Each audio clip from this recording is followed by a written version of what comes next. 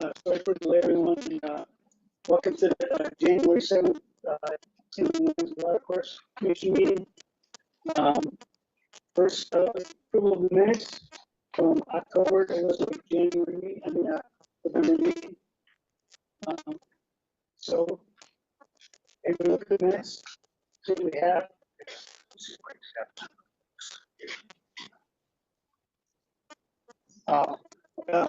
There was correction. Yes. Okay. Someone needs to say that. Okay. Yeah, we corrections. If you're set it here, or I should set it absent. Will you hear that? I got corrections here. Mike Cassetta was absent. Also, former Commissioner Russo was present. He was not present. This Hearing was present. And we also we also have an alternate. I should have mentioned, but our alternate is not sitting in tonight because we're down 2 members.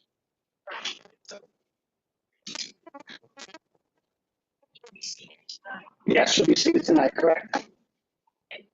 for the minutes. Go back to work. Correct. Yep. Thank you.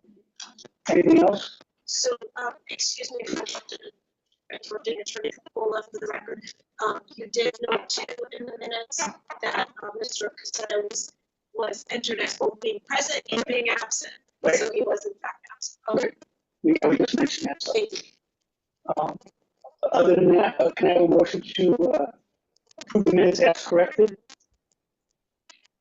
Make a motion to approve the minutes as with the corrections discussed. Can I second it? All in favor? Now, the public hearing on application 24-08W proposal by GAT construct a 3-lot subdivision associated with improvements within the upper New area on lot 6A, lot 12F at 398 Human Avenue. I have a motion to open the public hearing. Make a motion. Can I have a second? Second. All in favor? Attorney Cole. Sorry. Your clerk was kind enough to offer me the test. I understand there has been a development. So, yes, there was some back and forth today regarding this matter. And because you did receive a report from Land Tech that came in late in the day yesterday, it was actually after business hours. So that was distributed to the commission by the clerk, I believe, yes. The report from Land Tech, it was distributed via email. So did everybody have an opportunity to take a look at that? Okay.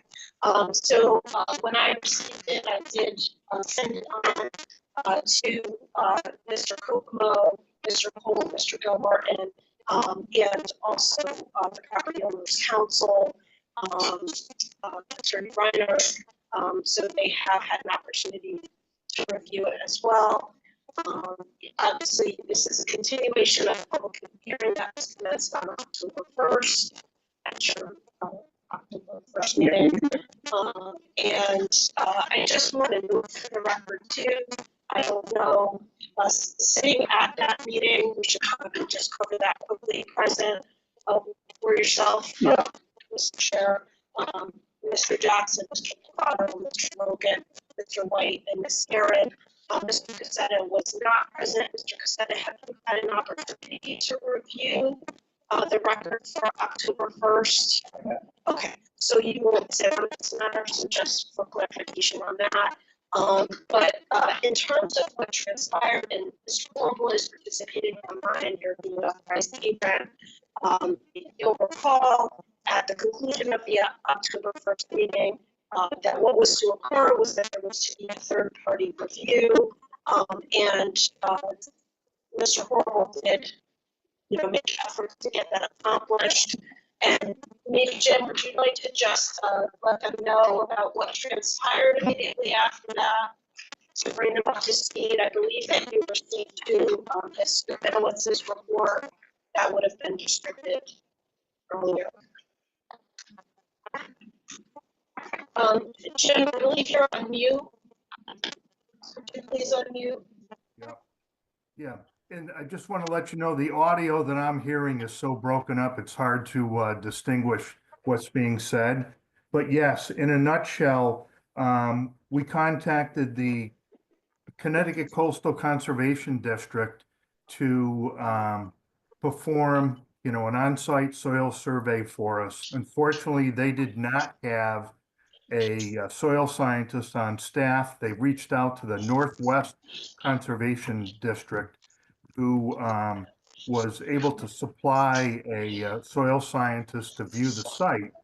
And we specifically at that point had mentioned that we were looking for that individual to analyze the soils between two different mappings of the property that distinguish the limits of the wetland boundaries. Unfortunately, and as you know, and you'll see in your report, the individual, Cynthia Rabinowitz, did not do any test pits or investigation between the former approximate wetland lines and the existing wetland lines. She made a comment to the effect that the soil was hard packed between the two, and she did not investigate that, which was not, as I believe, Mr. Chairman, and correct me if I'm wrong, was not the wishes of the commission. The commission was looking for a third-party, independent review to analyze the soils between the two different boundaries, and if in fact areas had been filled. And that did not happen. So we reached out to another consultant that we've used in the past. The commission has, commissioned to use Land Tech Associates. They were going to visit the property, and then unfortunately the applicant denied access to the property. So at that point, I asked the consultant, Land Tech, to do some historical research as best they could from aerial photography and other information that's available publicly to determine whether or not disturbances had taken place within the disputed areas. And I think you have that report in front of you, which indicates, their findings. Earlier today, we had several discussions or correspondence back and forth with the applicant. At first, the applicant acknowledged they would let Land Tech access the property to review those areas, and then took an about face and said, no, we will not let anyone else on the property in so many terms. And Attorney Coppola can certainly explain that. So that's where we stand at this point. So just for the record, because I know that there are interested members of the public too, I think we should talk about the reports that were received specifically. They aren't particularly lengthy, so I think they should be read into the record because they are going to be part of the record on this. So the report from Cynthia Rabinowitz, and again, she's a soil and wetland scientist at the Northwest Conservation District. Her report is dated November 6th of 2024, and it is addressed to the commission and references third-party review of wetlands delineation at 398 Chamberlain Highway. It says, dear commissioners, as requested, I visited the above reference site today in the company of Sandy Weiss and Kate Preston of Connecticut River Coastal Conservation District to review the wetland delineation conducted there by soil scientist Kate Cole. As I am sure the commission is aware, the site has been filled with a tightly compacted material that extends back to the tree line close to a water course that is depicted on the quote-unquote site plan / sediment control plan by JL Surveying. 17 wetland flags have been placed along the existing fill lines eliminating the edge of the wetlands I examined the location of each flag, and in my professional opinion, the wetland boundary is accurately located by the 17 flags. Questions about the depth and age of the fill were not part of this investigation. If there are any questions, please do not hesitate to contact me. And it's signed sincerely yours, again, Cynthia Wetlands. So at your October 1st meeting, the commission will recall, commissioners that were present will recall that you talked about the third party review investigating the nature, the timing, depth of the fill material.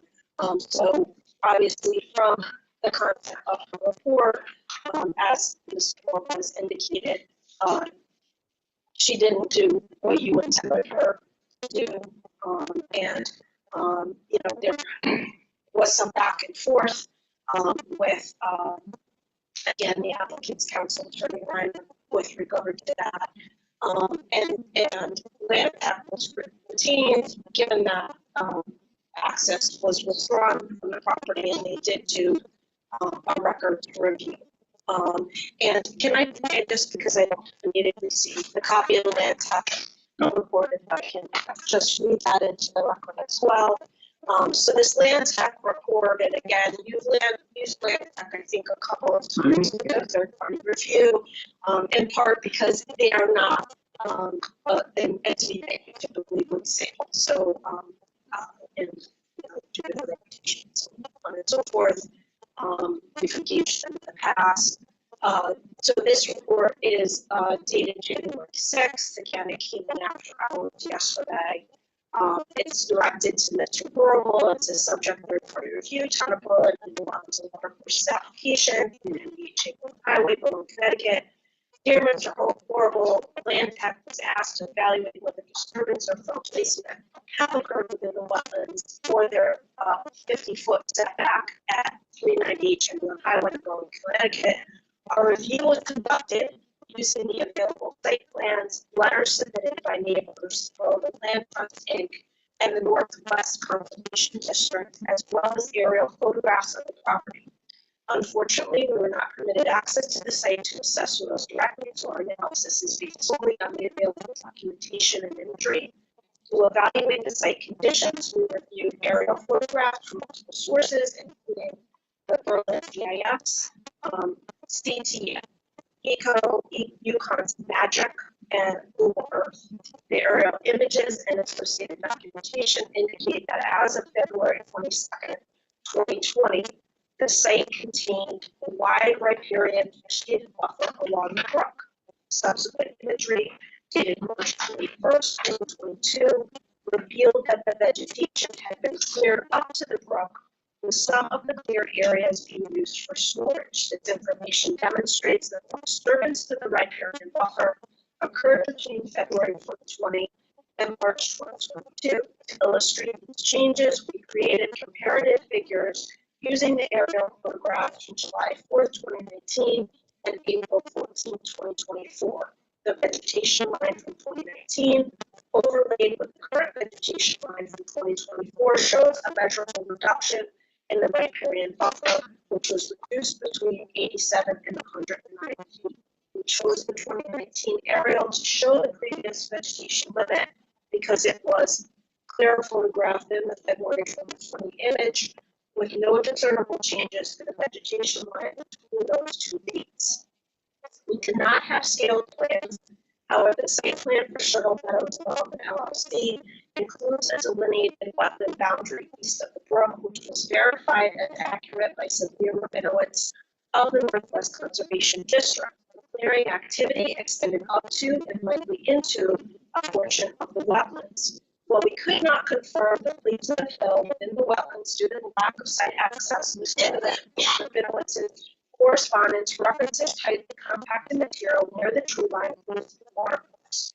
Photos of heavy machinery grading in the disturbed area, the aerial images show conditions that are consistent with regrading and support the life of the fill placement given the extent of disturbance close to the brook and the presence of wetlands within or adjacent to the affected area. It appears fill was introduced within the 50-foot regulated area and likely within the wetlands. In conclusion, our review indicates that significant disturbance has occurred on the property, including vegetation clearing and the potential placement of them within regulated areas. The riparian buffer has been considerably reduced and the impacts appear to extend into wetland areas. However, without access to the site for detailed inspection, this cannot be confirmed. Another on-site assessment would be necessary to confirm the precise extent and nature of these impacts. If you have any questions or require clarification, please do not hesitate to contact his telephone number, extension, and email. And it is signed very truly yours by the Tech Thomas Ryder, senior ecologist. And then it does have the due and perspective of this. So, those are the reports received. Other than that, I'm not aware, besides the communication exchange between council and myself and the other submissions. Have there been any other submissions?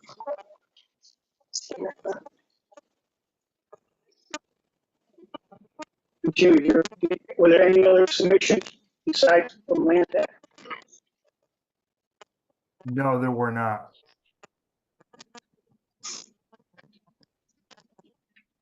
So, I see that Mr. Buchwald is here. I don't know if he wants to address the commission at this time. I don't know if you have interested members of the public that would like to speak. If you would like to ask any questions about anything in particular, I think the public hearing should proceed. So for the record, it's Thomas Buchwald. And as you're aware, it's been about 62 days, right? We were here in October. And at that time, I believe, Mr. Chair, you requested, I think we offered additional technical reviews. And I stated I really didn't want to pay for a technical review. I mean, a third-party review. And I believe that the commission stated that they would work with maybe Coastal S, your council stated, and you did. And well, through this department, or through this commission, your staff person hired that for minutes. We gave her full access, and she came out to the site. And she, at your order, you have that letter, and she essentially concurred with what our soil scientists stated. We've never denied that there was snow on the site, right? We actually spoke to you about the fact of 3 separate filling,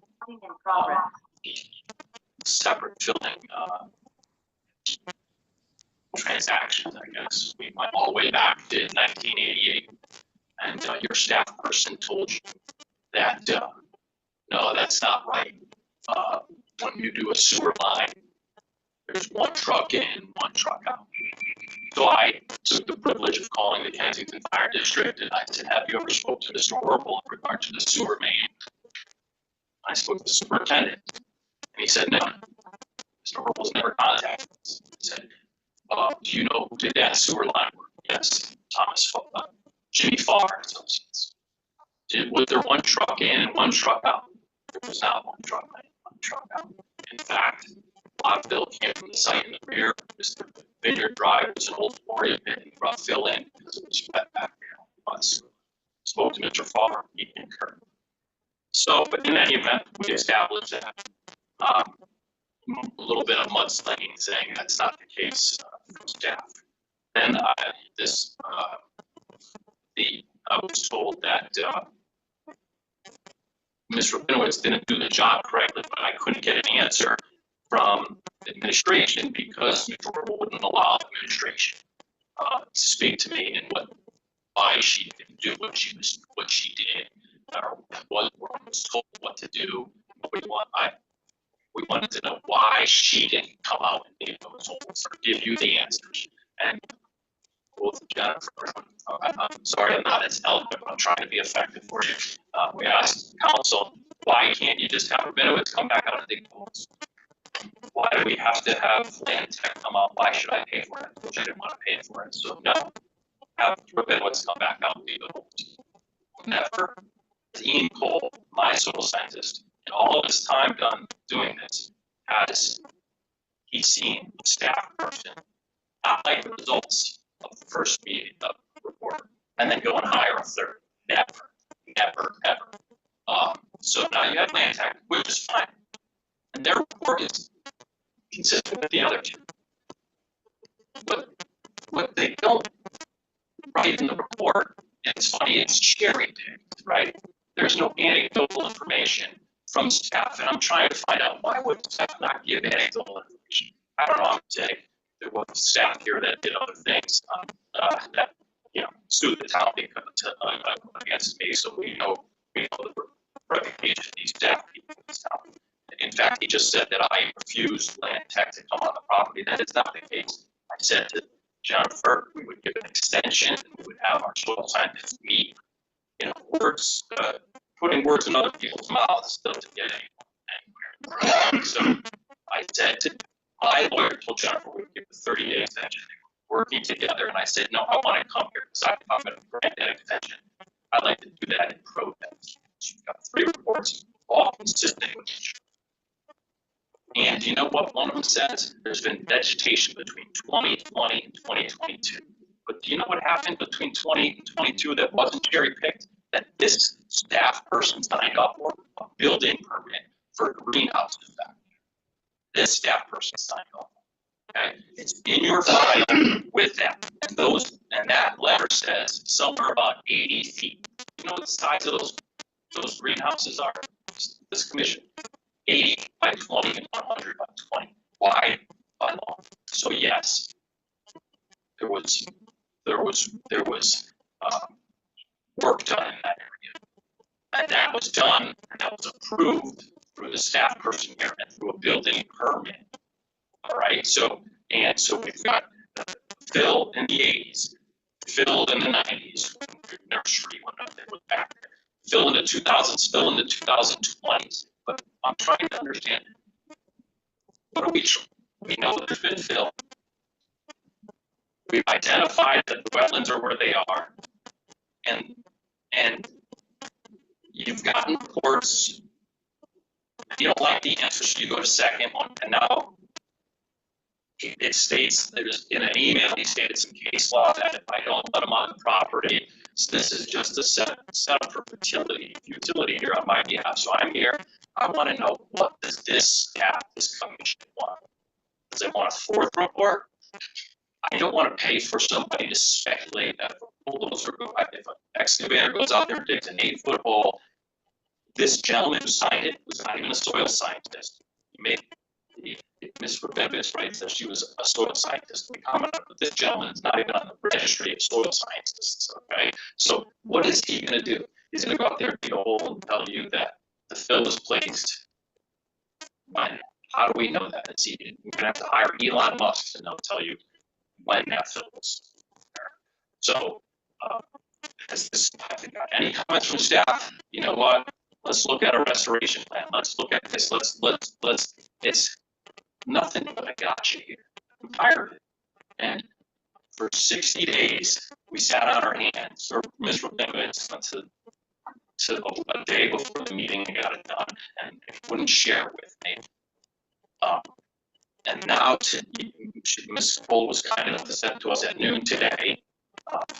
My soil scientist hasn't had time to review it. I'm very fledgling about this. All I know is I can read and I can check and see. Gentleman's not a soil scientist. Gentleman gets miscellaneous cherry-picked information. It talks about the Brooklyn Land Trust, not even my property. The Brooklyn Land Trust letters, wrong addresses, wrong pictures. I mean, it's all Mickey Mouse stuff here. We're dealing with Mickey Mouse hearsay. And what does this commission want, and what can you achieve? Throw crap against the wall, see if it sticks. I guess and that's what your pitman, Mr. Horrible. Is that what it is? I don't know. Yeah. So I am reluctant to give you any more time unless I have a clear, concise understanding of what the heck is going on.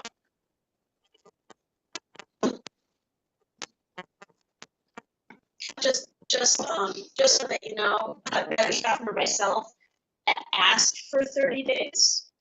It was proposed, I think, through counsel for the applicant. It was, I viewed it as a request.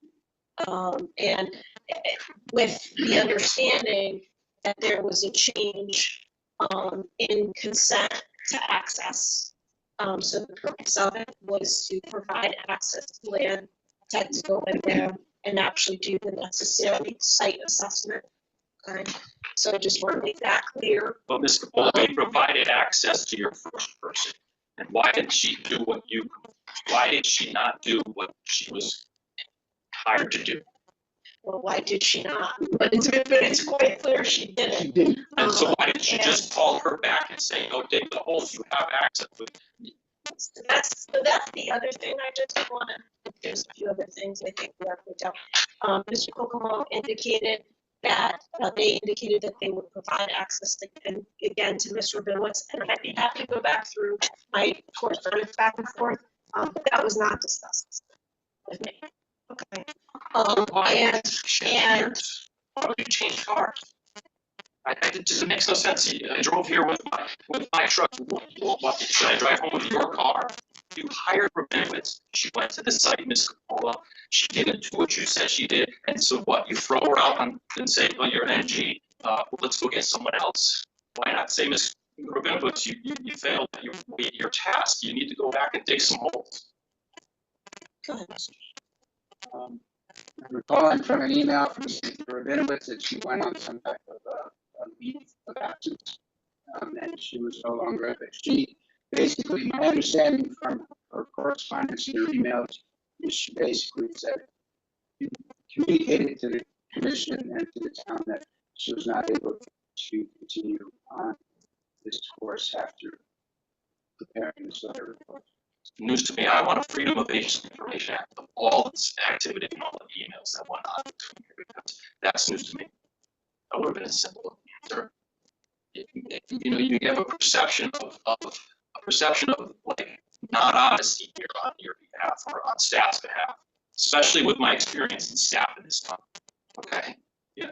And when the town calls me to represent them, it's convenient for them on other matters and not convenient. It's nonsense. So I want a Freedom of Information Act of everything that went on. Yeah. What is Jim Horwell gave her? What did he give this? Can he give him the building permit or the plans for the greenhouses that are 80 feet long when they say there's 80 feet? Come on, it's actually it's mockery, and you should be ashamed of yourselves. You really should. So, I'm not going to have a back. It's really Your administration, your secretary wanted to comment because you have her lips. Well, Mr. Cohen, let me just, you're asking what we're looking for. What are you looking for? We are looking for what is right with the property. As far as, Right. well, what the proper way to go about finding out what's owns this property from our standpoint.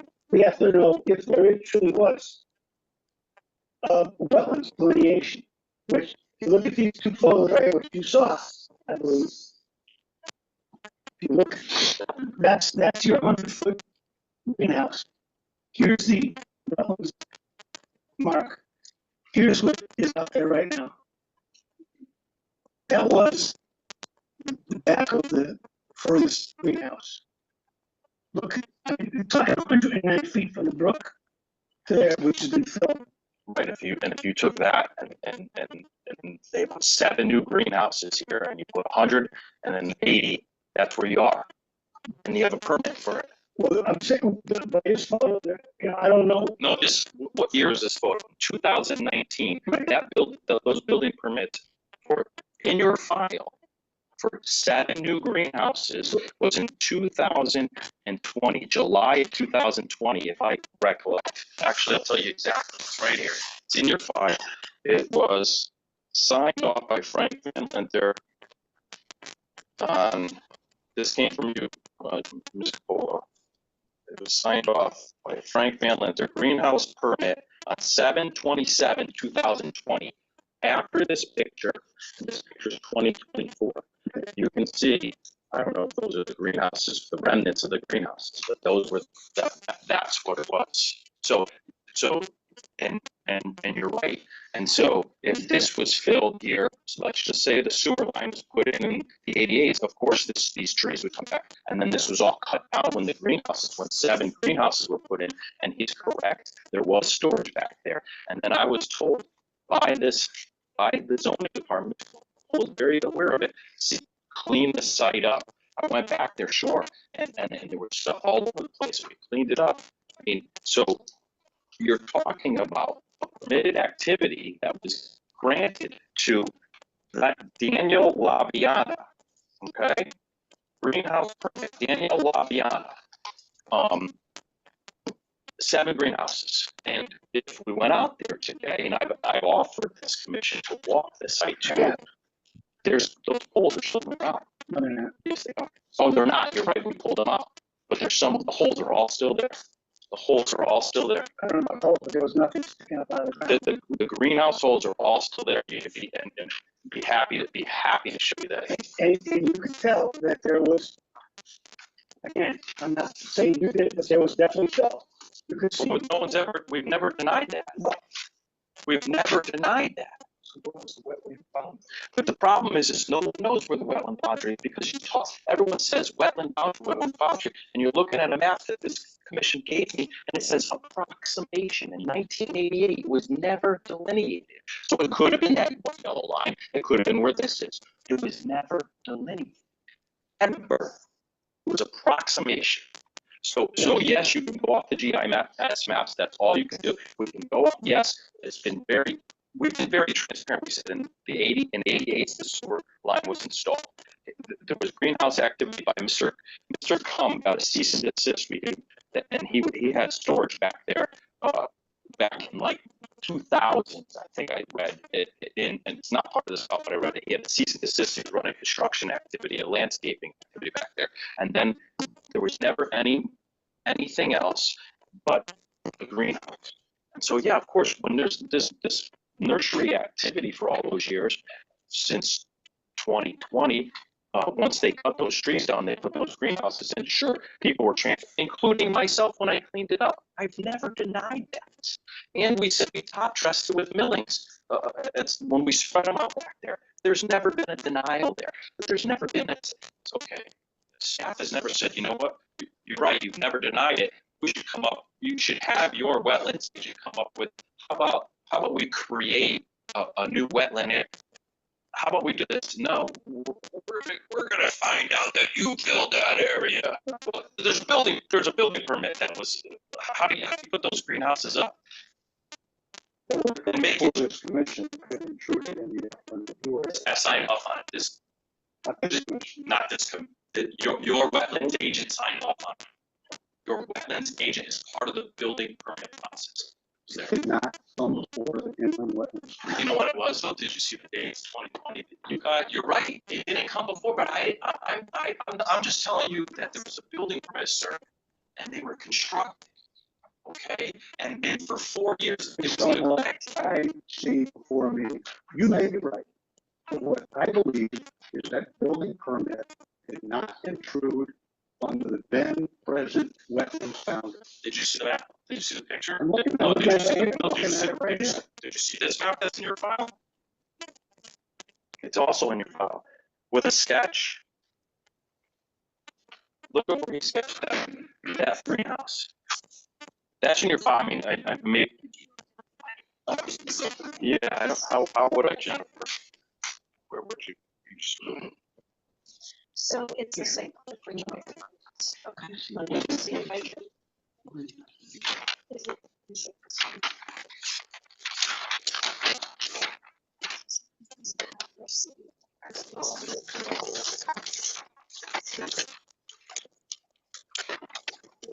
That's in there.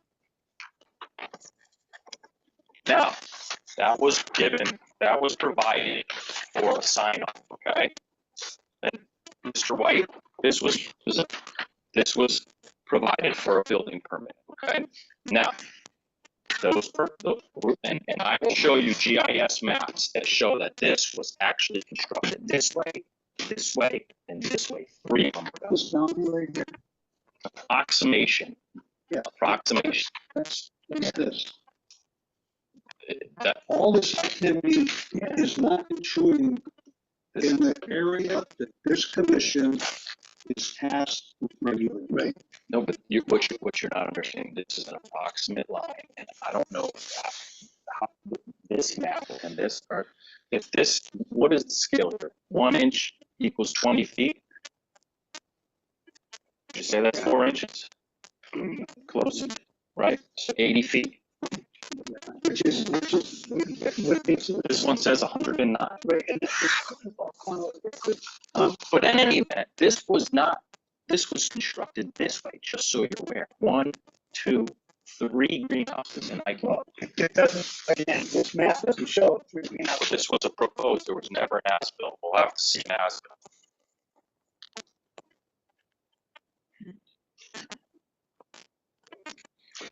This is run amok. I think the issue is there fill over a prior existing wetland? And you need soil samples to determine that. I mean, I'm not a lawyer. Right, neither am I. You own the property now. If there's fill over the wetland, it's your problem. But the wetland boundary, sir, was never established. So Soil scientists can help us determine But if whether fill was put over the wetland. right, and if we dug a hole right here, and you dig deep enough, just hear me out, because this is what Ian had told me prior to, Ian Cole. You dig a hole here, or you dig a hole here, or you dig a hole here, depending on how deep you go, you're gonna find a wetland. Okay, so when you never know the actual boundary line, because it was never established, that's what he's told me. I'm not a lawyer, I'm not a soil scientist. I mean, all I know is I feel like it's just a witch hunt of futility, because we have until we've had some dialogue here. I've been getting emails back and forth, and listen, my counsel and Jennifer have a fine relationship, and they want to work it out, and I appreciate that.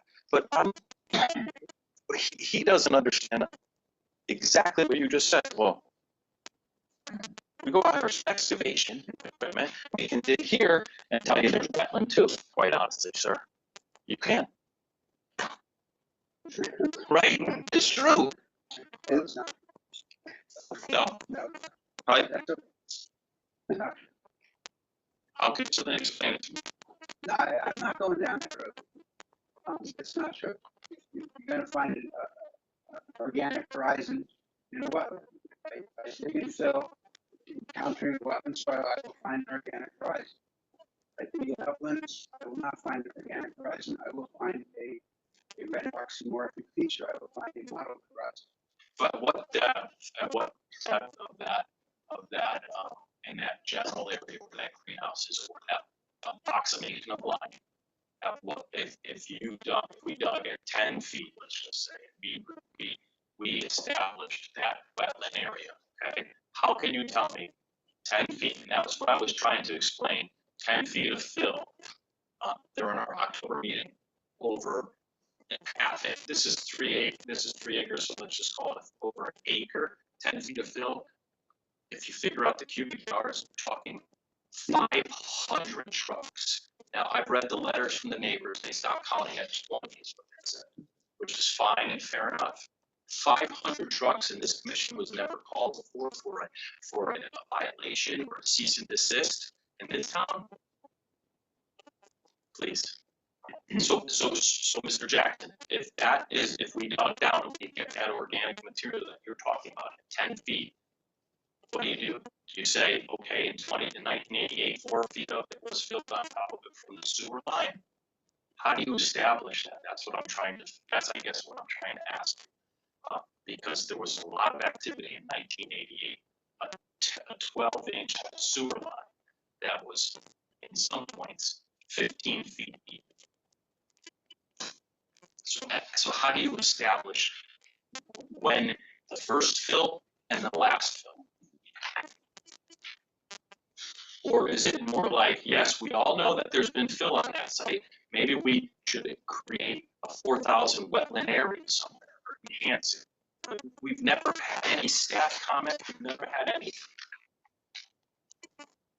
I could just back up and offer my perspective as a commission member sitting on this commission. So in the October meeting, we heard testimony from Mr. Cole, we heard testimony from the neighbors. And the testimony was conflicting. Recall that Mr. Cole was focused on some activity that took place in the 1980s, the installation of the sewer line, and the neighbors were indicating that that there was some significant activity circa 2020 where areas of the property were filled and the present wetlands line adjacent to the watercourse is a result of that activity in 2020. We also have the building permits. And so the commission received two distinct directions of testimony with regard to the history of filling on the site and the significance of the filling. And so what the commission did was to step back and ask for third-party review. And the commission drew up instructions for the independent consultant that are reflected in the minutes. The commission asked for the nature of the fill and the timing of the fill, perhaps using topography and aerials, and the sequencing of development on property issues. So Cynthia Rabinowitz was hired, and she, because of her time constraints and because of her, I'm not sure what, but she did not, her report did not address what the commission asked. So wasn't part of this, but my understanding is that another land tech was brought in and to fulfill the request by the commission, that is, what is the nature of the bill and the timing of the bill.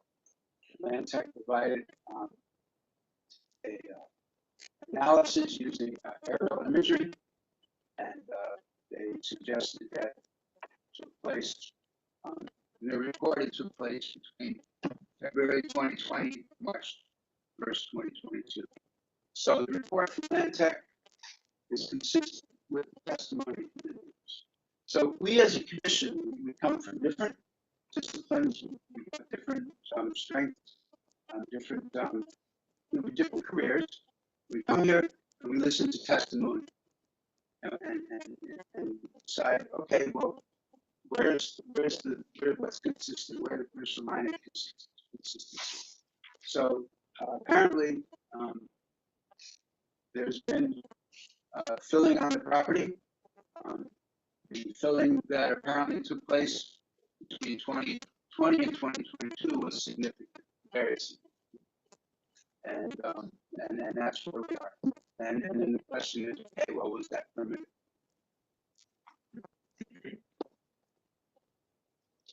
And to go to that, Mr. Cosmo, as far as the sewer line, the sewer easement area is quite a distance from the wetlands area. So I mean, I'm sure that they can push all that back there. It's the map, the distance between. Don't use this term, I'm sure, okay? Because we're not sure, but you're right. You run an excavator at 12 feet wide and tractor trailers and access and stuff. You don't know. We don't know. We don't know, but we can speculate. I think the construction they've been around to know that that's quite a distance for. But anyways, and what Commissioner Jackson is saying, I think is right. And I think I said that the last meeting, you asked for this. And why are we doing this? Because we had your soil scientist gave us one piece of information, and the citizens around that giving us their.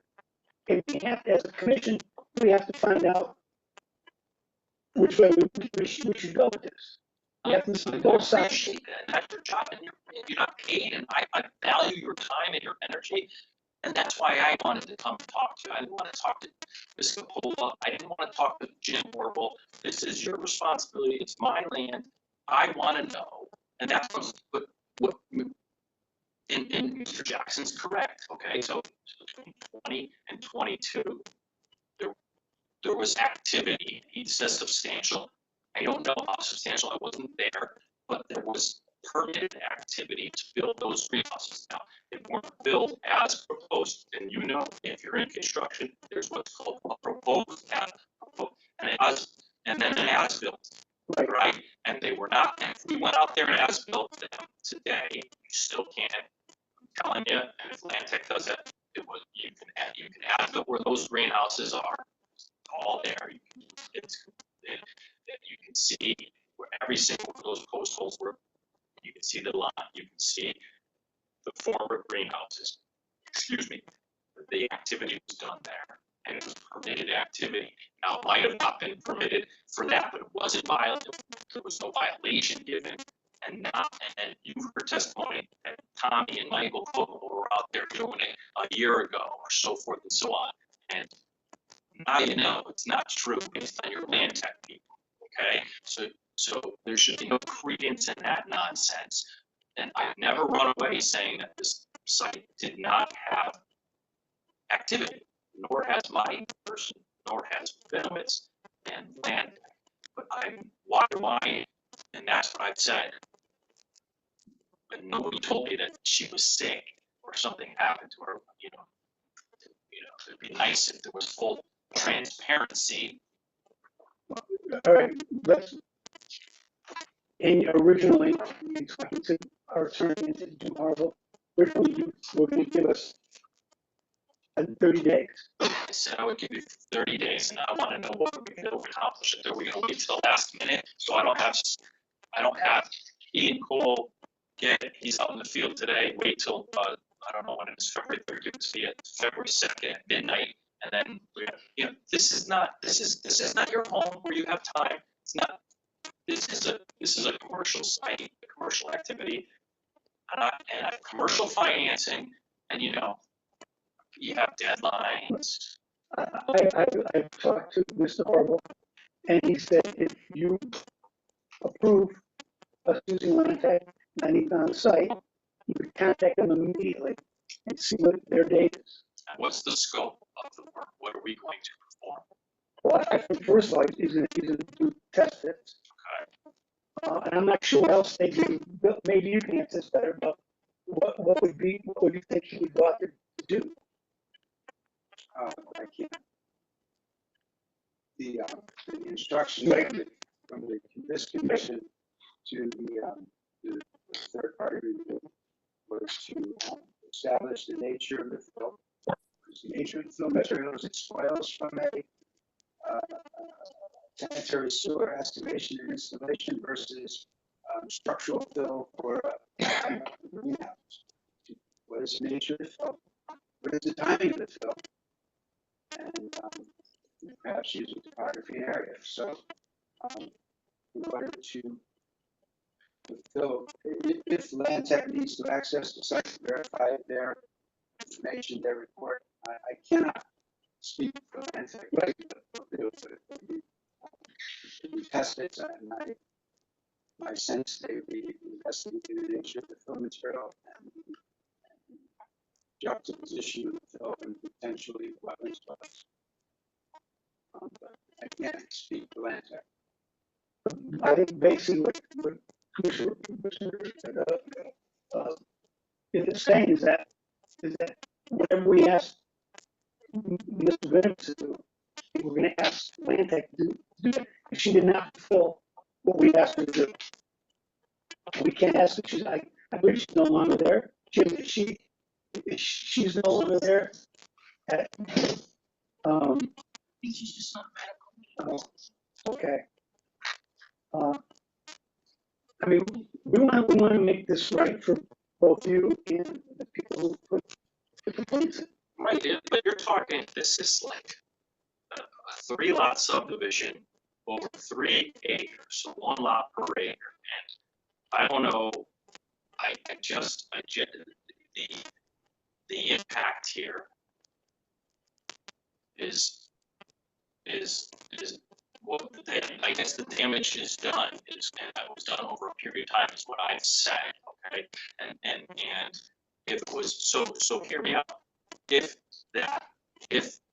Land Tech comes and says, let's speculate, since we're all good at speculation, and they say there's 8 feet of fill. It looks like the first 2 feet are, Mr. Jackson, I have no idea, 20 years old. The next 2 are 10 years old. The last 6 are, or last 4 are between 20 and 22. So you put fill on top of fill on top of fill. Is it my responsibility? No, if you, I understand that. But we want to know what's out there. Okay. So you find out. We already know what's out there. We already know it's filled.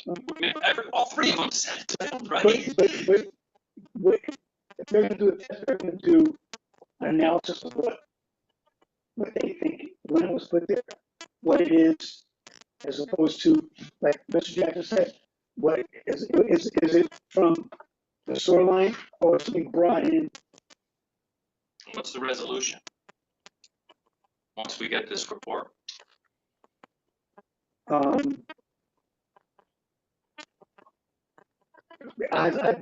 really don't know. We got to see the report. We have to see. Let's worst case scenario. If that fill was brought in before he was on the property, whose responsibility is it? Do I inherit this permitted act? When I say permitted activity, do I inherit this? I believe you do. Yeah. I'm not a lawyer. Jennifer, what did you buy this property? I bought it.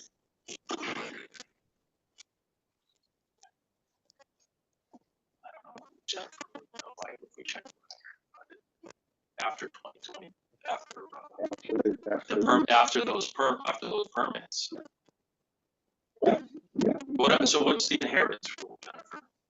Okay, but if it was permitted activity, If it was permitted activity, meaning that they had a permit, to build in, I mean, they got a permit to build in that area.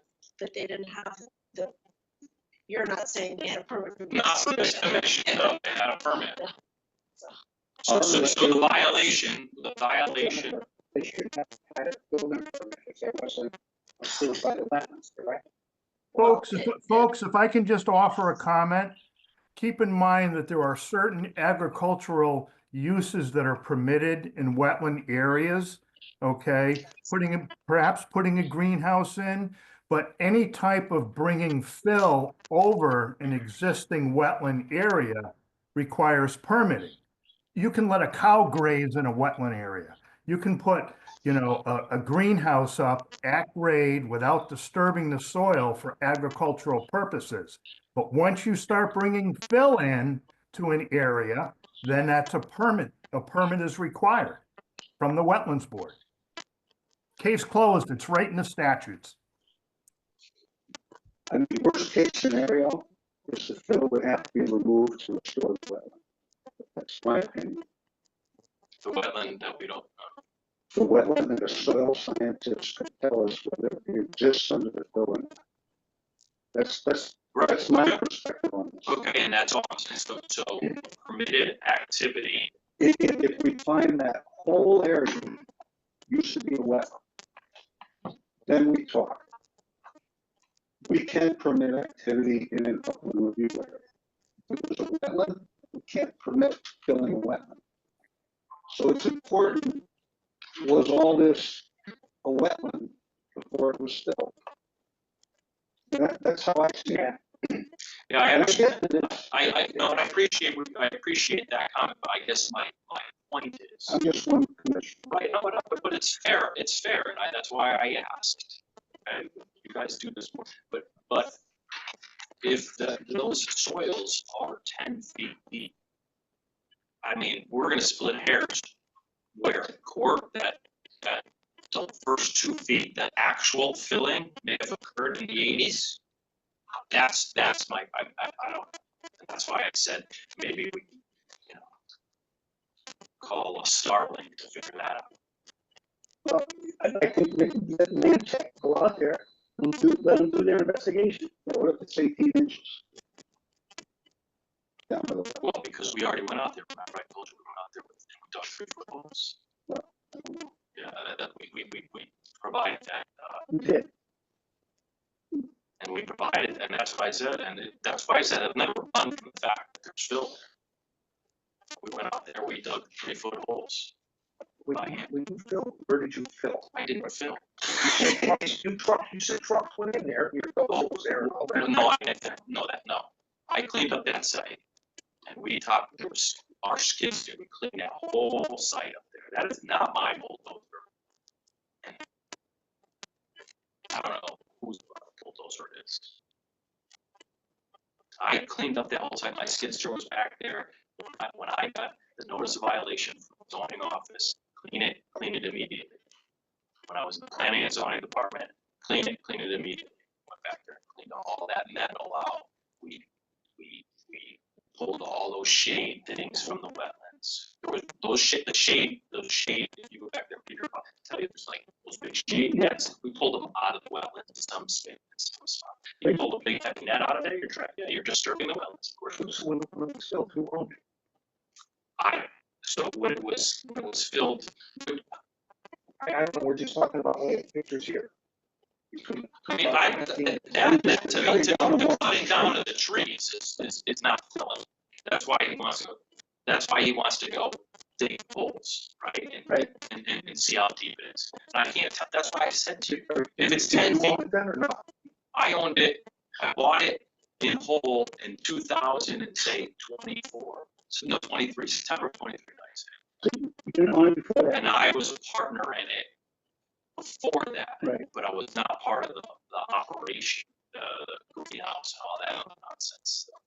So are you telling us that you yourself, Never filled that problem. never Never filled that problem. Me, myself, or my brother, or any entity, any family member, or any employee of any entity that I'm. You might have had an interest in the property when these clearing of these trees occurred. You were a part owner Of the land, yes, and at that point in time, that's when I said, "You got permits?" And they said, "Yep."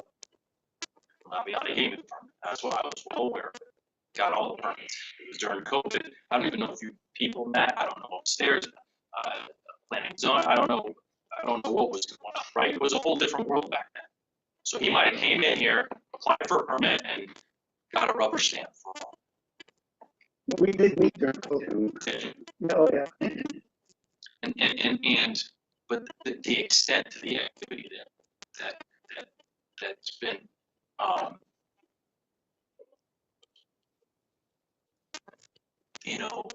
well over or alleged could never happen in those 2 years for that extent.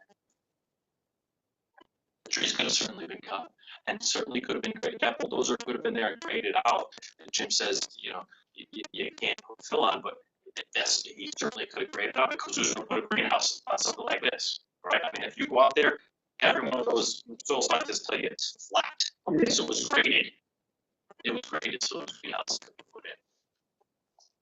Were you? No. You were not ownership when they put the greenhouses in? I was not part of any of that activity. So we do have a whole other issue. The applicant is not the current owner, so you just as a reminder, gotta get. Something in Well, the change current- it since, right? Change it since.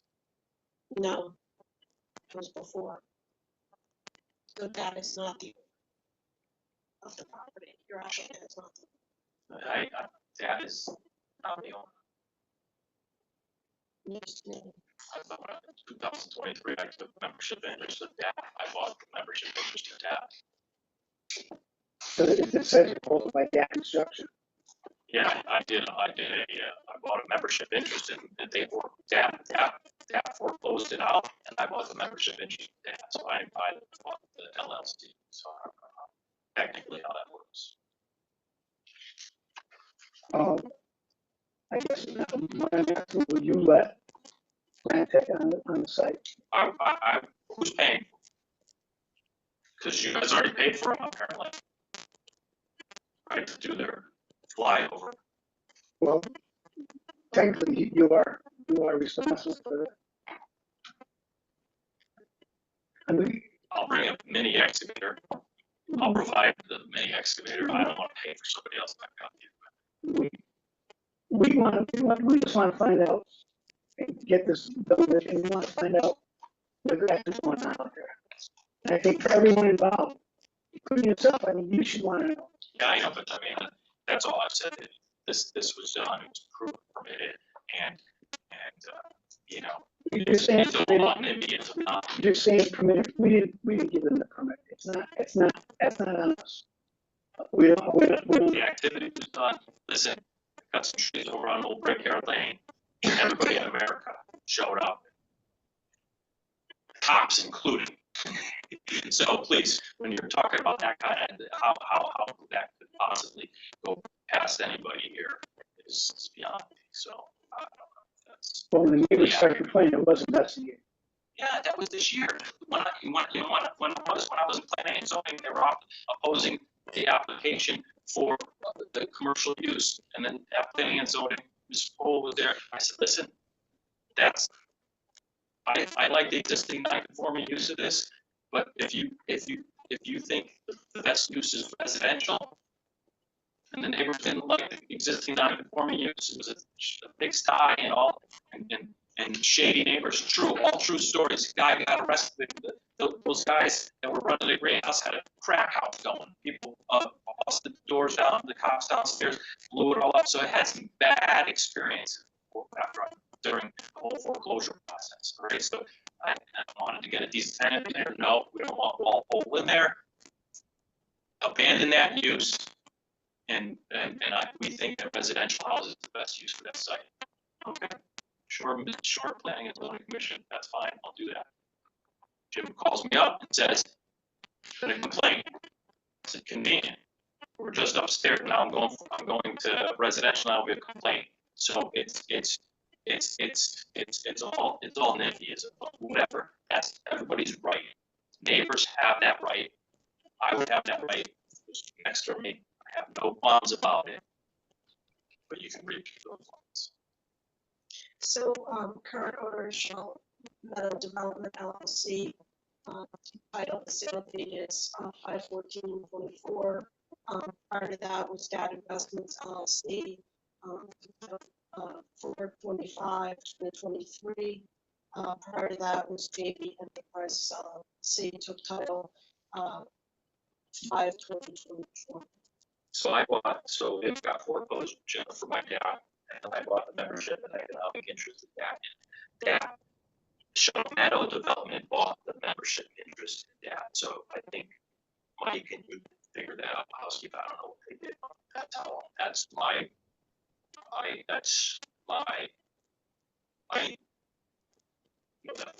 that Shell Meadow Development bought the interest in that LLC.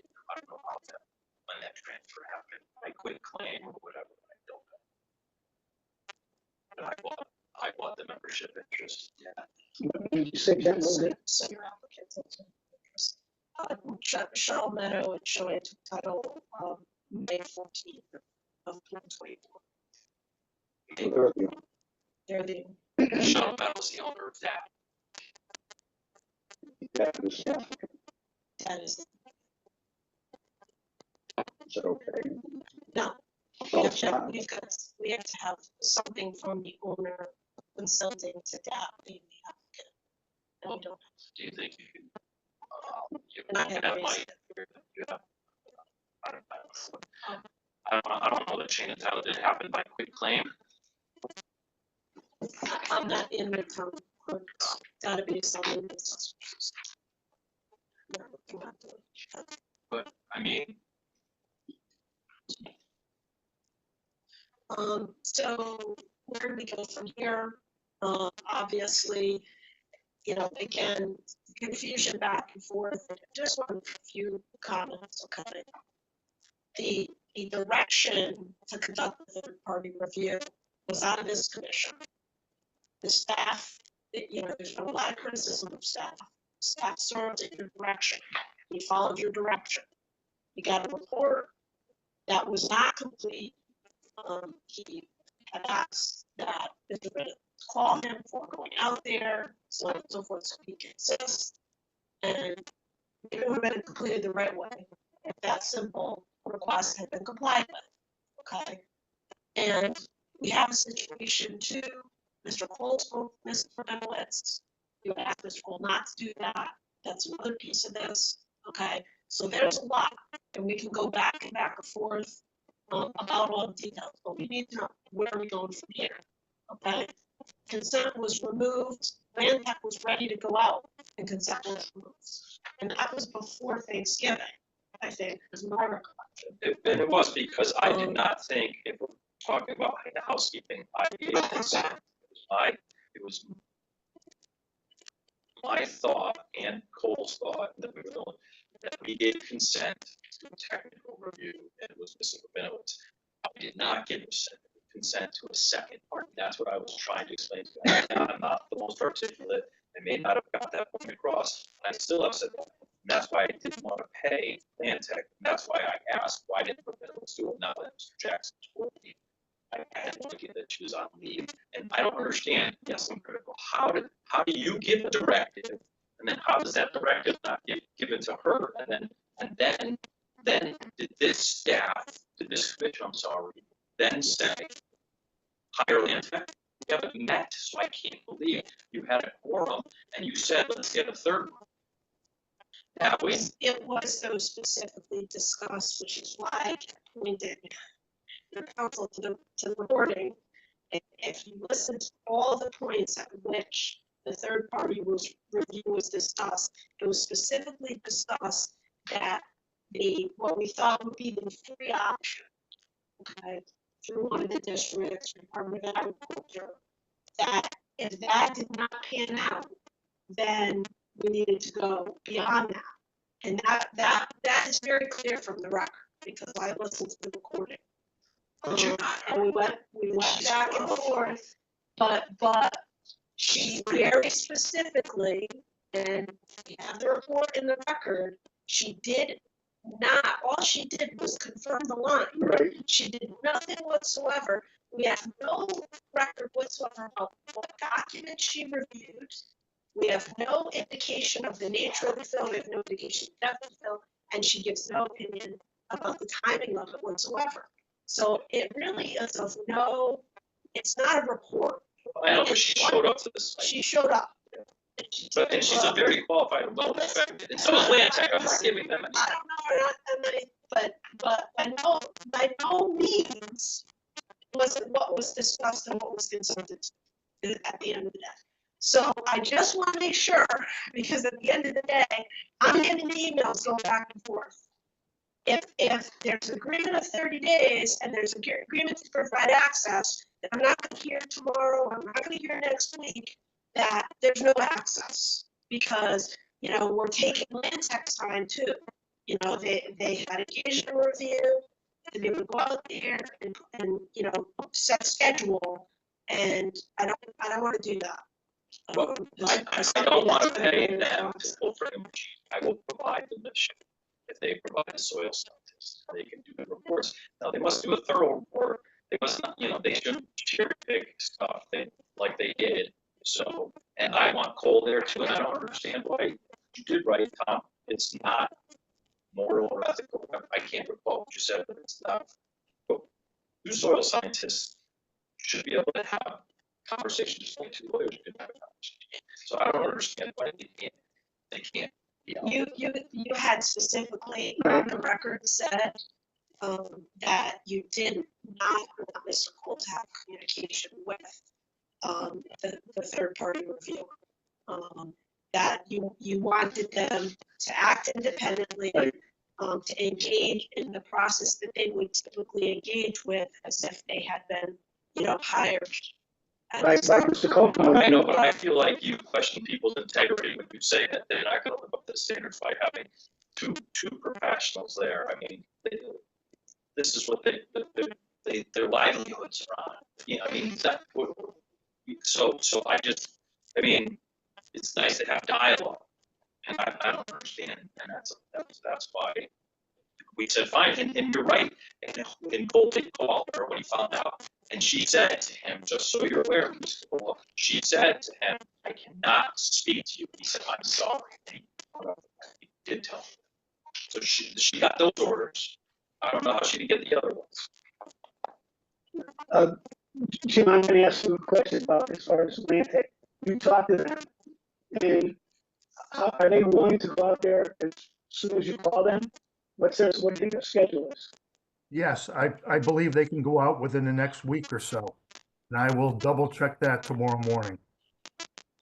I can coordinate through me, but there's no need for me to pay some 5,000. I never got, this is an open, this is like an open checkbook. I want to know the scope, I want to know the cost, I want to know everything. Mr. Kokomo, at this point in time, excuse me, if you're familiar with the zoning regulations, the commission did not ask you or dictate that they were looking for compensation from you. The zoning regulations require a certain time period to do that. Okay, and that time passed. It is not on your dime. The town of Berlin will be paying for that. All right, fine, because Peter said I had to pay, so thank you for clarification. Yeah, I understood. I'm sorry. So, Jim, as far as you know, when you get confirmation, they're gonna go out there, you'll contact Attorney Capola, which in turn will contact the Mr. Kokomo's attorney, and She puts me in the loop, she's very transparent. And we'll confirm that, you know, all the documents have been Yep. distributed. I'll double check that through real time. and hopefully we'll get it before, a day before the meeting. Bill, what? He has reading input. Yes. They don't need. No, well, If the town wants to throw away taxpayer dollars, then go for it. Jim, what do you think about that? Mr. Kokomo's willing to, an excavator down there, Maniacs. those skids there. What do you think about that? Jim? Chairman, Yes. we got the consultant should have the leeway to use the estimation. Good choice. I mean, I agree with that. I don't know what is in use, you know. I just figured a conservative approach, but I mean, it's your tax dollars. Yeah, fine. It's your call. But I agree with Commissioner Jackson. Land Tech comes out there, they're gonna do it on their own, with their own equipment and their own people. So all aspects can be coordinated. Yeah. Through communication very easily. So that just on the record, Ms. Buckman, you are willing to give us 30 days to have. And I'd like to see the reports, and if there's something that we need, so we don't have to keep pushing this out. Kick the can down the road, you know. I think, like Jim said, you'll contact them within the next week or so. They'll go out there, and I'm sure they'll have a report pretty quick, and you and your agent will get it. You know, and I know we have a snowstorm coming, I think, this weekend, so I will do my best to see if they can get out there ASAP and start the work. Now, I guess. I think you should be very patient if there are any members of the public that want to speak. If there are any citizens who'd like to say something, please do. Say your name and your address. You're up. Ryan, 1200 Drive. I'd like to submit these. And I lived on New Drive since 1989. Been there 2 years in my backyard. I have to submit this real fast. This one was down to my side yard, across the whole back. I've had a problem with settlement, overfilling. You know, but I don't want to get into it this week because I heard it was. All right, we have pictures of the site.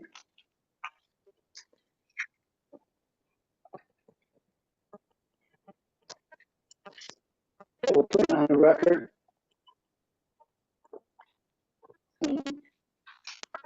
Anybody else from that make a comment?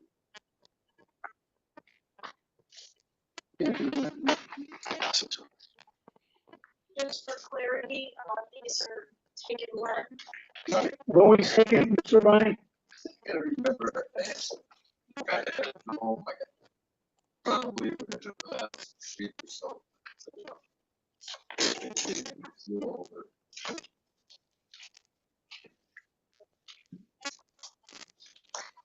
That's my investment in the commission. Okay, is there anybody else who'd like to speak? Jim, you got anything to say? Not at this point. I mean, I will do my best to contact Land Tech and get them, you know, on the site as quick as they can. And hopefully the commission will get some information that helps them make a decision on where to go from here. Yes, Mr. O'Brien. I don't know the project because like I probably forgot when you bought into that place that I cut the grass in the front, pressure wash your house, and helped you out. Thank you, Mr. O'Brien. So nice and polite and everything. But didn't take me because he said, don't clean up the deck. I'm just going to clean up the deck. They're all going to do this. Yeah, you put it from my rear yard to the center, and I see more. Now I look out my window and I see piles of wood chips out there. So he's still dumping wood chips. Basically, I figured 22 is when that last started being filled in. And that was his machine. And I got more pictures. So keep it up. Jennifer, you have any? So just in terms of your motion, your next meeting date, regular meeting date is Tuesday, February the 4th. So that's when you would continue the public hearing to that date. Yeah, if nobody else has any other comments? Yeah, I'd like the motion to close the public hearing. February 4th. Have a second. Second. All in favor? Aye. Just hopefully we get an extra 4. Yeah. Thank you, sir.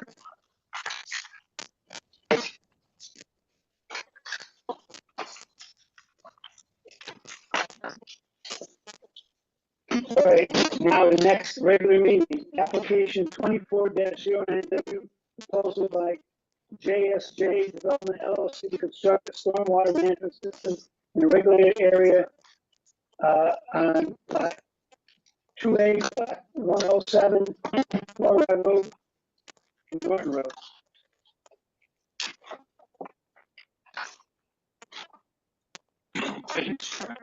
On behalf of the applicant, Luke Sober, I'm the licensed professional engineer with Garcia and Associates, place of business 190 Fairwood Road, Bethany, Connecticut. As the chairman said, this is 4 Rod Road.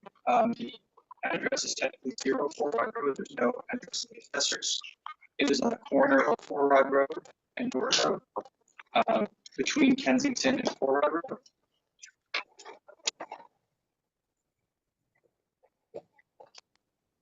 The subject property is a 8.4 acre property in the industrial zone. If any of the members of the commission were here, I believe it was either 2022 or 2023. There was an extensive application in which the prior owner of the property and the commission both had soil scientists very clearly defining this wetland boundary. As a result of that, the property was sold and our client purchased the property.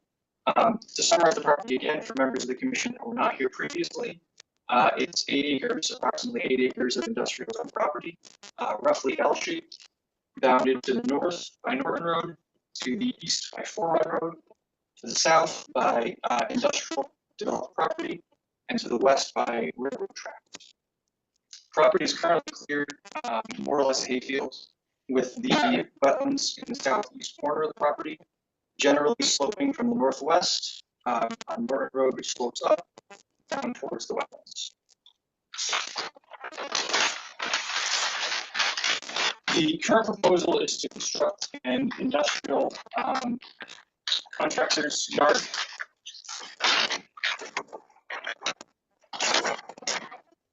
Consisting of 8 buildings of rental space and 1 building, maintenance building. The buildings range in size from 2,500 square feet for the maintenance building up to 18,000 square feet for the largest building. These buildings would be metal, single-story metal framed butler type buildings that can be subdivided as necessary, depending on who the tenants would be. They could be, we currently show a maximum of 58 bays. Depending on the needs of the potential tenants, it could be subdivided into less bays if someone wants more space, so on and so forth. As part of the 9 buildings, we're proposing a series of bituminous concrete paved driveways and parking spaces, 155 parking spaces to service employees. The expectation would be for any sort of trucks, equipment to be stored inside the buildings. 2 means of access, one off of Four Rod Road, one off of Norton Road. The entire development has been designed for fire department access and access for box trucks, no tractor trailers. As part of it, we have a substantial stormwater management system for a standard catch basin type system to gather runoff from the parking areas, and then gutters and roof leaders for the buildings themselves. We have 3 underground detention galleries, Caltech type units. People are familiar with those to service the buildings themselves. We have 2 rain gardens for overlays below and for roof leaders as well. And then 1 main detention basin with all of the free stormwater management stuff, decreasing the size of that main detention basin.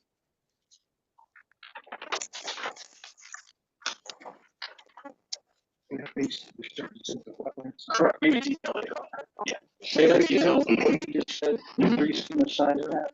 Yes, so we have extensive, as we said, we have a bunch of pre-treatment prior to getting to the main detention basin. So all of this pre-treatment allowed a small detention basin compared to what could have been if we tried to treat the entire property with that 1 basin. The property is going to be serviced with all municipal utilities, sanitary sewer connection to Norton Road, underground electrical, underground public water, as well as fire service for the buildings, as well in accordance with the statute, I believe the recent state statute. We provided infrastructure for electric vehicle charging in 2 locations. Currently just showing the infrastructure, but again, all municipal utilities, all underground. We developed an extensive erosion and sedimentation control plan and narrative with the intent of protecting the wetlands. We have erosion control fencing along the property lines to protect the end of the streets. And then along the wetlands, we show a double layer of erosion control, which would be a silt fence back to the hay bale, just for extra protection along the wetlands during construction. We also show areas for soil stockpiling and an anti-tracking pad. Again, we prepared a landscaping plan as well in accordance with the planning and zoning regulations. I know that's not necessarily within the commission scope, so I won't cover too much. But we have a series of shrubs and trees, and we try to preserve as much green space as possible.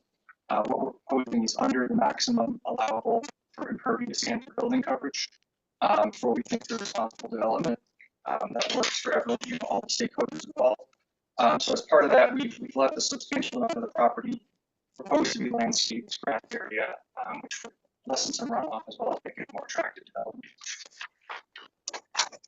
Here's that detailed detention basin that we talked about earlier. So this is the main point, the final storage and treatment for the stormwater for the property. Achieved throughout, there's connections, all of the stormwater upstream connect to the catch basin, which we discharge. We include sediment forebay to reduce the amount of sediment entering out through the wetlands. We have an outlet control structure that's been designed to provide a decrease in the volume and the peak flow runoff rate for all the design storms up to and including the 100-year storm. We've submitted a stormwater management report to the town, which I'm sure is been reviewed by the town engineer And we haven't seen any comments yet, but if there were any, we could make some modifications if necessary.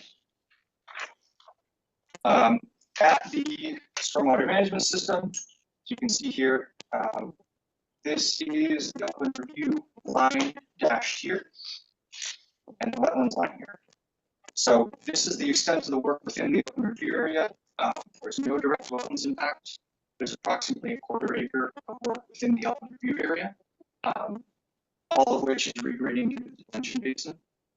No direct wetlands impact. The closest wetlands disturbance is 16 feet here and 17.5 feet here.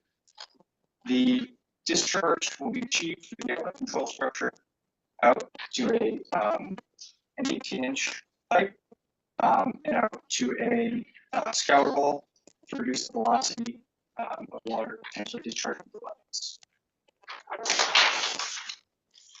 Here we just have some details showing the underground detention system, which is a 36-inch pipe system, again with outlet control structures designed to moderate the overrun.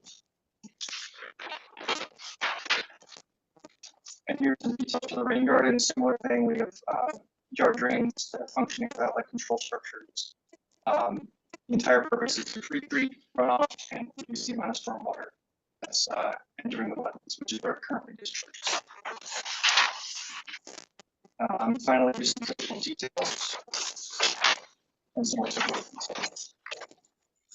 All right, go back to the grading plan and drainage zone.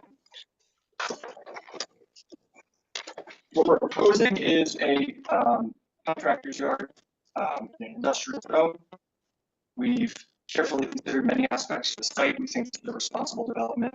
As part of the previous application, there were some concept plans discussed that were much more potentially involved. You know, this could support one large building, as well as there were buildings closer to the wetlands. We've settled on a plan that we think still allows the property to be developed in a way that's beneficial for all involved, but responsible with no direct wetlands impact. So we're welcome to take any questions from the commission, if anyone has any.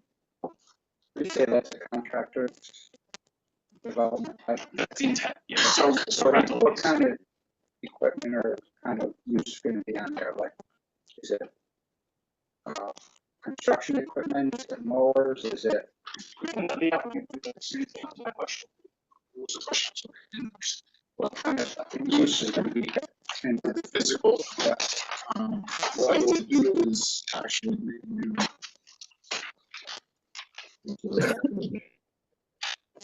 Chris, as your director, and I will look at a copy of it. Yes, I think you said it. So, this is Peter Newman, Chairman Newman. It's very quick. I'm writing full support of the application of GSG development for the proposed industrial project of the undeveloped parcel of Norton Road and Fort Hall Road. The principles of GSG development and working together for 18 months. Our first discussions about parcel, including meetings with town staff, engaging in discussions with commercial real estate professionals.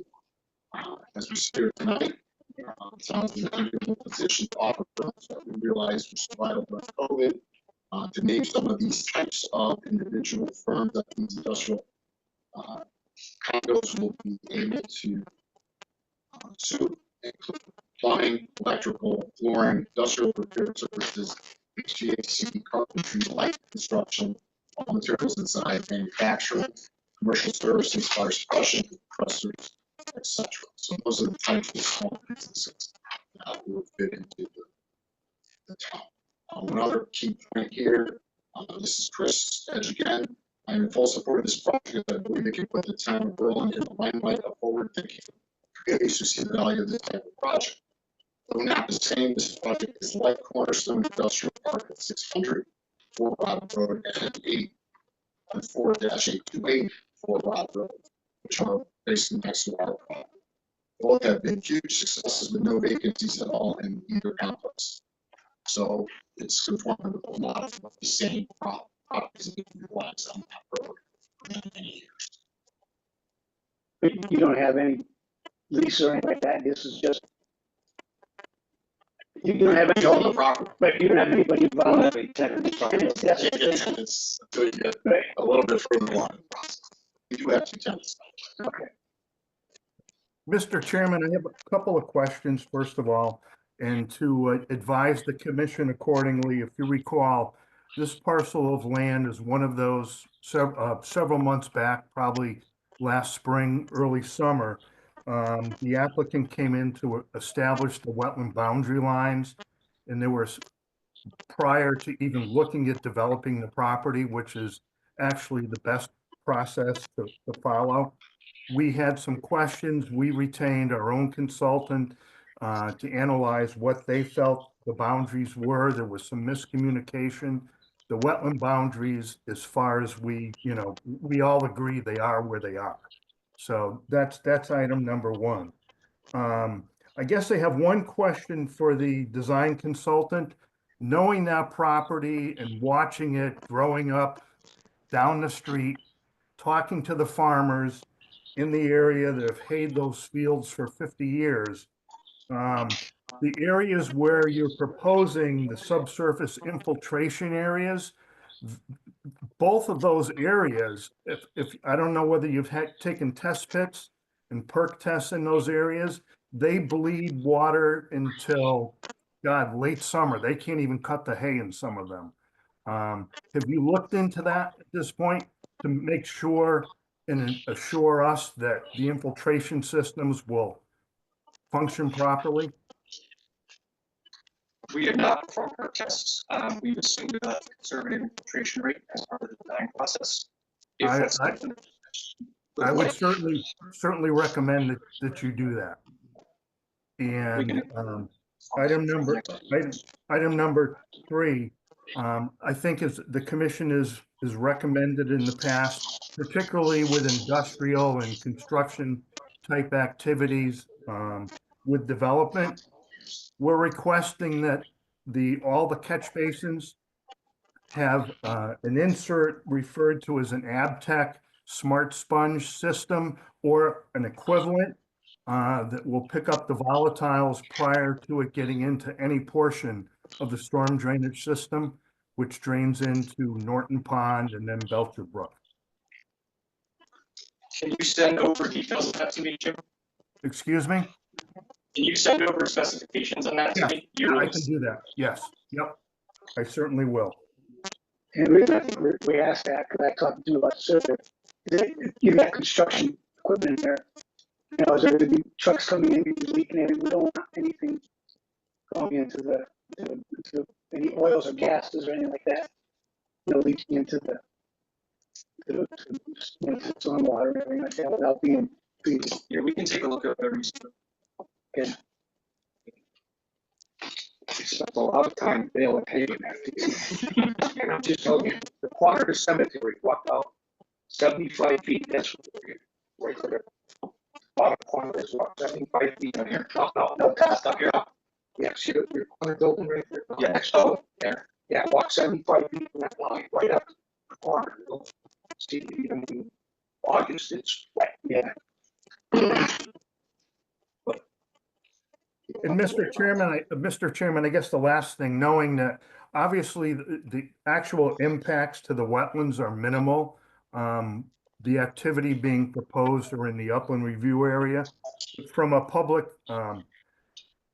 interest standpoint, knowing we have residential properties surrounding, the proposal, I would recommend the commission hold a public hearing. I was to bring that up. So just the way it is. Anybody have any other questions about anything? And keeping in mind, Mr. Chairman, holding the public hearing does not delay the process.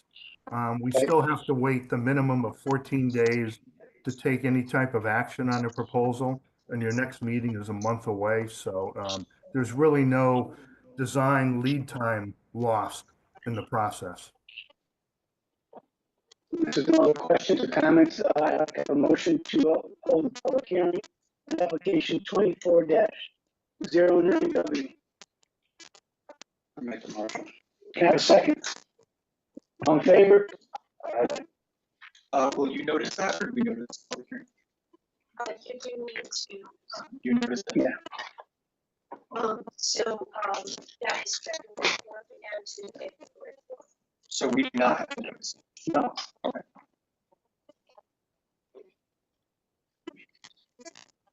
All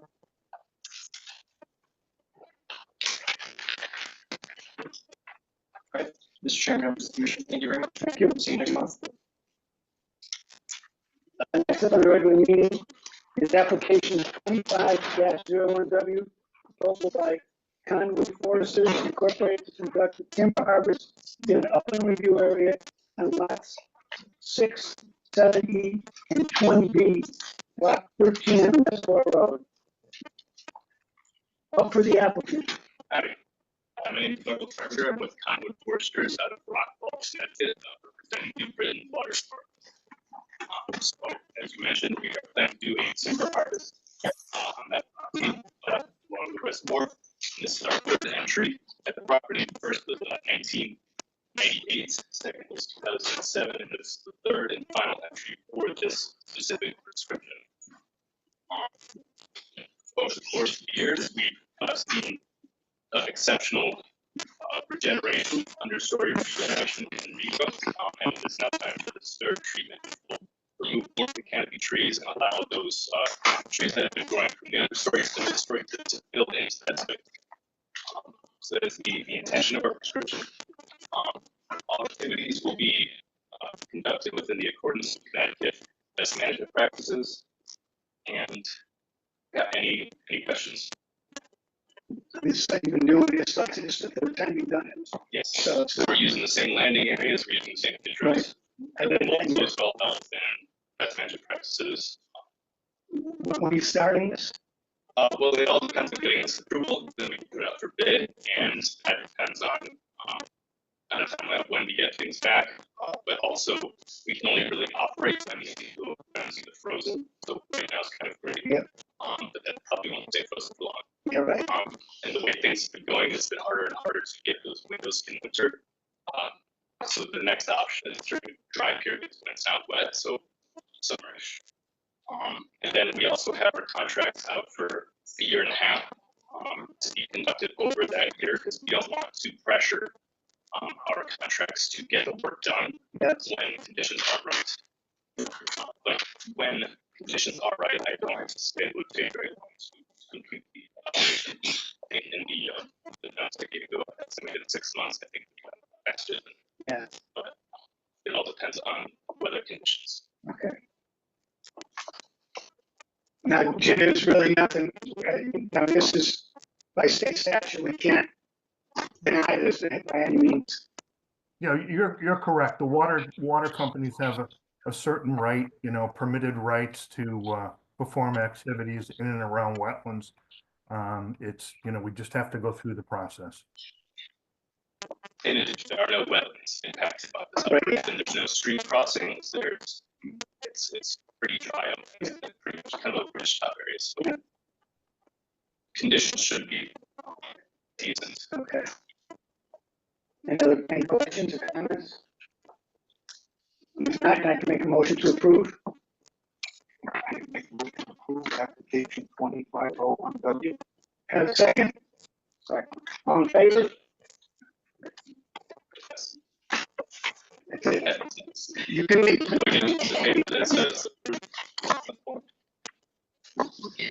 Yeah. This is my first one. Okay. Next one on the regular meeting is application 25-02W,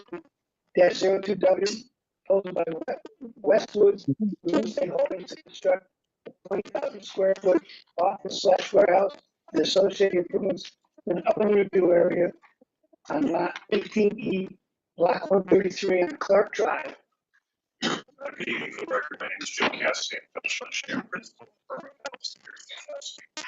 my office is located in 600 Connecticut. Glad to be here this evening, representing Westwood developers from Westwood Real Estate Holdings, who is the prospective developer applicant for the development of a piece of property on Clark Drive. And we have Chris Downey, who's a member of Westwood Real Estate Holdings LLC. In case there's any questions for him. The first plan I have up before you is an existing site photo of the title. This site we're talking about is outlined in red. Up to the top is Clark Drive. This is the one remaining lot that's within the Andrews Park subdivision. The lot itself consists of 1.7673 acres of PI planned industrial zone land, which is up on this page. So it's along the southerly side of Clark Drive, bounded on its west and on its east by two existing industrial buildings located at 135 Commerce Way and then 91 Clark Drive. Commerce Way is off with a little bit of distance in the east. It's bounded on the bottom by three existing residents that are along Redwood Drive. There is a existing buffer requirement of 3 feet from that development associated with this property. This property, I believe, has been before you a few times with different developments. Presently, it's overgrown with a shrub growth. It was previously cleared and graded. The topography of the site is at a moderate grade starting at the northeasterly corner of the property, sloping in the easterly direction to a low point on this side. Majority of the water runoff, or stormwater runoff from the site, basically slopes to the east, is collected within this parking lot property to the east, where there's a series of catch basins that eventually discharge to the existing drainage system in Clark Drive. To the rear or to the southwest corner of the property, there is a small area of wetlands. Actually, flipped in existing conditions for the so right at this very corner, there's a little bit of a peninsula of wetlands that actually comes onto the property. It is the tip of a much larger wetlands area that's to the rear of the houses on Redwood Drive.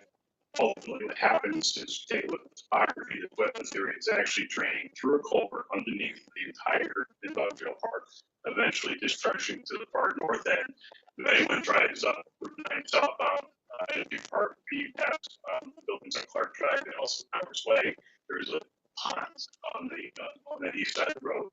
Which eventually goes towards that wetlands area through a whole series of culverts. On this plan, and if you take a look at your existing conditions, we actually show two lines. The darker green line represents the large deciduous growth that's out there. There's a large lighter green line that represents limited growth. What we're seeking is permit to conduct regulated activities within your regulated area from the wetlands southwest corner of the property. What we're looking to do is develop the site with a new 20,000 square foot building. We're proposing it to be basically a warehouse or contractor use type building. As proposed, that it can be divided into 4 separate spaces. Access to the site will be through 2 access points. One will be at the northeasterly corner, providing access to the front. In the front, we're looking at having a total of 25 parking spaces, 29 parking spaces, to ADA compliant. In addition to, we're looking at having loading doors along the front of the building for the 4 spaces. The loading spaces would be 15 by 30 feet, so 15 by 30 feet. Then you also need a second access way that comes along the westerly side to provide access to the back of the property. Where there would also be a door for entrance, overhead door for entrance into the back portion. People have specific tenants for the property right now. Some of this application is being built on speculation, but we are proposing it to be contractor type uses or housing type uses. No on-site storage is proposed as part of this application. Just one little point here I'll make, you'll see that 2 parking lots don't actually just typically rated about 4 feet allows access to the back portion of the building. This is the copy of the site plan. So the plan is over here uploaded to give you an idea where everything is approximation to the training buildings. So you can see that up to the west, we're actually quite almost like at the base of it. It's similar to the building on location. Green thing. As I mentioned, this is the high point of the property. So this driveway comes in the high point and then it comes level across the base of the building, providing level access to the whole front of the building. We'll have a series of catch basins with this front parking lot that will eventually convey to another drainage system that's in this lower driveway that provides access to the rear portion of the building. There will be a series of catch basins within the driveway also. these catch basins and roofing all tied to the drainage system and eventually discharged to a proposed stormwater management basin will be constructed along the west property line. If you take a look at the drainage patterns, then you find the majority of the water as mentioned previously drains off in a westerly direction, actually going into this parking lot to the west. A small portion comes along the back and actually goes into the wetlands area. We're proposing that all the drainage from the improved areas of the site would be captured by the stormwater basin. The basin is designed to, number one, most importantly, treat stormwater quality for the 2024 stormwater plan manual. So basically, it takes the first 1.3 inches of runoff, treats it within the first cell, and then it discharges to out of the structure and then discharges into the drainages. The buffer area on the rear, and then a small portion of the area behind our dumpster pad will continue to flow to that wetland system development area going towards the wetlands area at all. All water is handled, stormwater runoff is handled by our stormwater management basin. We're not proposing any filtration within this basin. It's designed to, again, treat stormwater quality, but also continue to flow before it's discharged to the uses of drainage up front. The basin will be seeded with two different types of seeds. The bottom portion is going to be seeded with a wet mix of soil on the bottom. And then the edges at the slope to be seeded with a conservation mix around the perimeter of it. So that the basin can handle temporary inundation, vegetation can handle temporary inundation. It is a shallow basin. The overall water depth is only about 6 feet. So, other utilities. We have an existing sewer main in Clark. We're going to be extending up front of the building with gravity sanitary sewer tying into that manhole. In addition to, there's a water main that runs along our entire frontage. We'll be setting off that water main with not only service but fire also. But all those activities will be through the front of the building, nothing up the back portion of the property. The only other utilities that would be associated with this element are going to be power and communication lines. We're still working with Eversource on that one. There's 6 poles up front of those poles to a transformer location as required by the appropriate utility company on site. Well, the erosion sediment control plan is part of our application. We're proposing twofold. Number one, the property so that we set in a barrier along the entire westerly boundary line. Along the entire frontage, we're proposing this to be our construction throughout the construction process, and we'll be using the basin as a temporary sediment basin during construction, also to allow us to divert any area of disturbed soil to that basin. I would also recommend that we also back this up with hay bales where it does take close to this location here. I should note that we've gone through an extensive effort. We gave you a start application the material that we're proposing to bring in. We actually look at all the material we're proposing to bring in.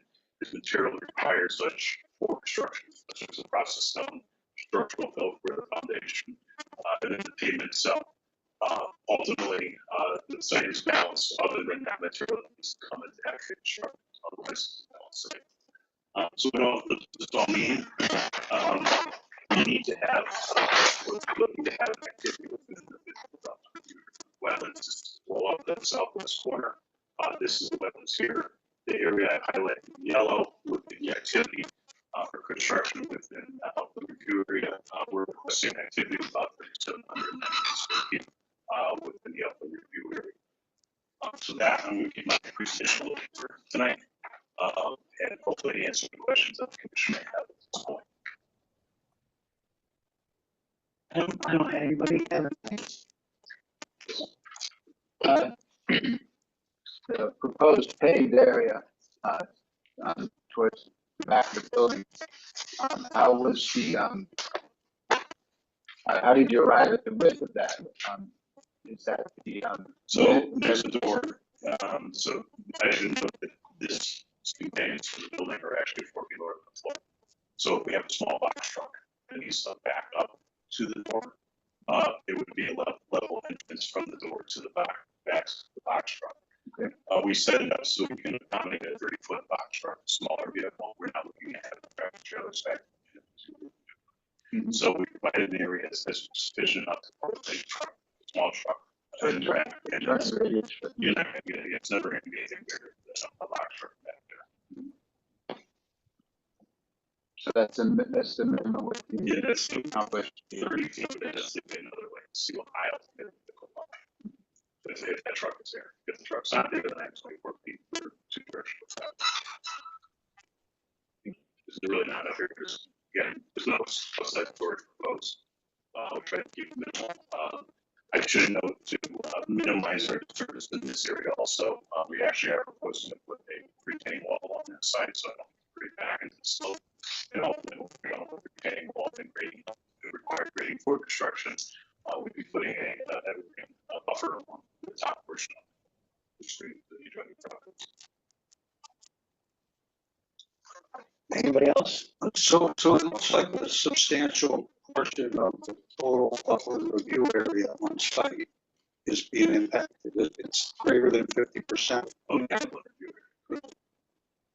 And all this, like rainwater and snow that used to either absorb or flow, I guess that's west onto that other property, like you were saying.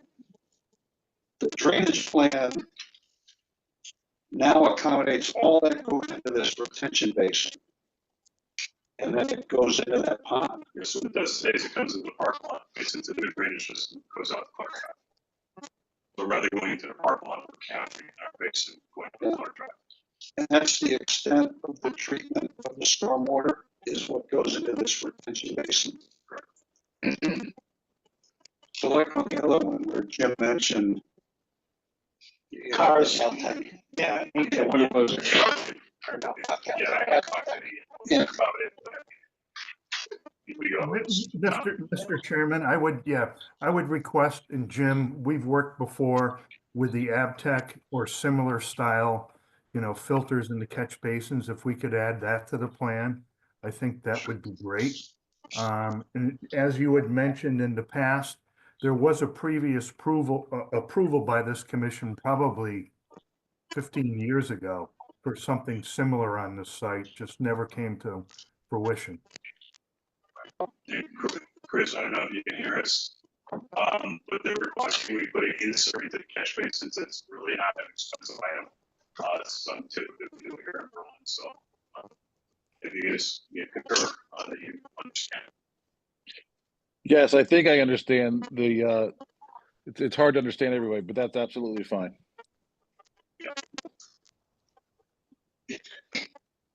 So to restate your answer to the question, the capacity of that pond is really unchanged because the water was going there before and now it's going there again. Okay. Right. I got it. Only going into the system in water. There's a other difference. It's not going into Okay. Right. So I'm sure we'd be happy about. Anything else? We can't take action. I don't explain to the applicant that we can't take action. So let me ask.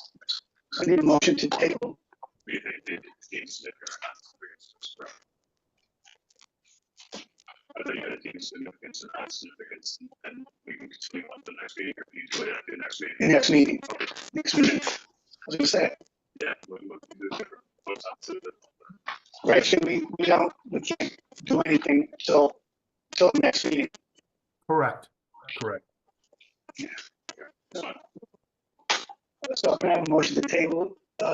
Make a motion to table application 25-03W. Outside meeting. Second, yes, Jim.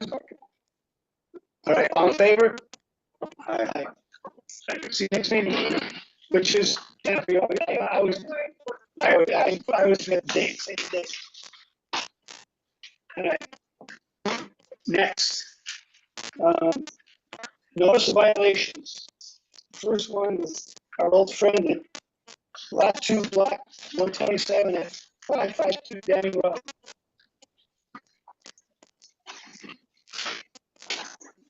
Yes, Mr. Chairman, I can tell you at this point that the applicant or the property owner has removed the majority of the wooden materials that were stored along the riverbank. At this point, he has failed to comply with the commission's request to provide an as-built plan of the property in its current condition. It appears that an enormous amount of fill has been placed along the riverbank in the floodplain, and perhaps Attorney Capola can elaborate, on her behalf on what she's done to this point. So I did send an initial letter out. It's been some weeks now, but perhaps because there has been, it seems like there's been some response to that letter. Maybe it means that would you rather me do a follow-up letter prior to suit? Well, I mean, again, I know Jim said, I haven't bought mail to get provided, but Jim said what we were first concerned about was the wood pile. Now, whoever the owner or one of his tenants are moving that, but we asked them for other things we haven't gotten yet. So yeah, I think it's, Okay. I think we should. So I'll do follow-up correspondence, and then if we don't have a response by the next meeting, perhaps you authorize me to commence. Yeah. Okay. All right. Jim, So I can get that. good to you, Jim? Yep, very good. Yep. Yeah, they don't always call me. I know. Sometimes they do something. I know. And the next one, notice of non-compliance issue, the Kokomo Old Brickyard Lane, LLC and Kokomo Brothers, on July 12th, 2024, regarding non-compliance with restoration plan for 245 Old Brickyard Lane, was approved by the commission on April 2nd, 2024.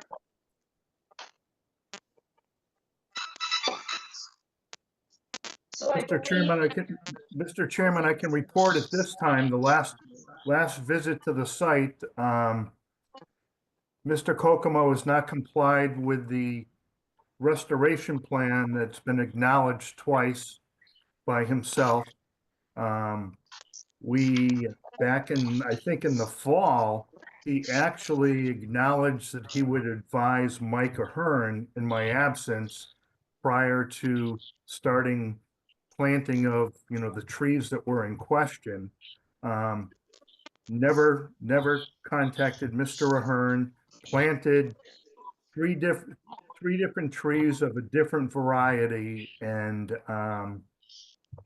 the plan has not been constructed in accordance with the commission's approval. So my recollection, we could certainly go back and put this, but I think was that when we were last discussing this, was that the commission did want the Austrian pines installed. There was an issue too with one or two of the trees interfering with the installment of the fence. So I don't, know whether or not those have actually been removed. So I don't think the fence has been installed because of that. Obviously we're at the time of we are. But maybe just want to address, how did it come to be that you installed a different type of tree? Well, I thought I called Mike, but after that meeting, the 6 foot, we had Jack go out and we moved those, and they pinned that they were away from, they're 6 feet away, so they were 6 feet from the property line. And I called, I think Mr. Ronald said, or somebody said, called somebody down in Fairfield County. And Mr. Rogan said, yeah. Rogan. And so I called them and they told me it was so dry, they weren't digging in whatever it was, almost September. And then I called them back and they said, we've got 4 trees. So I got them and I installed them.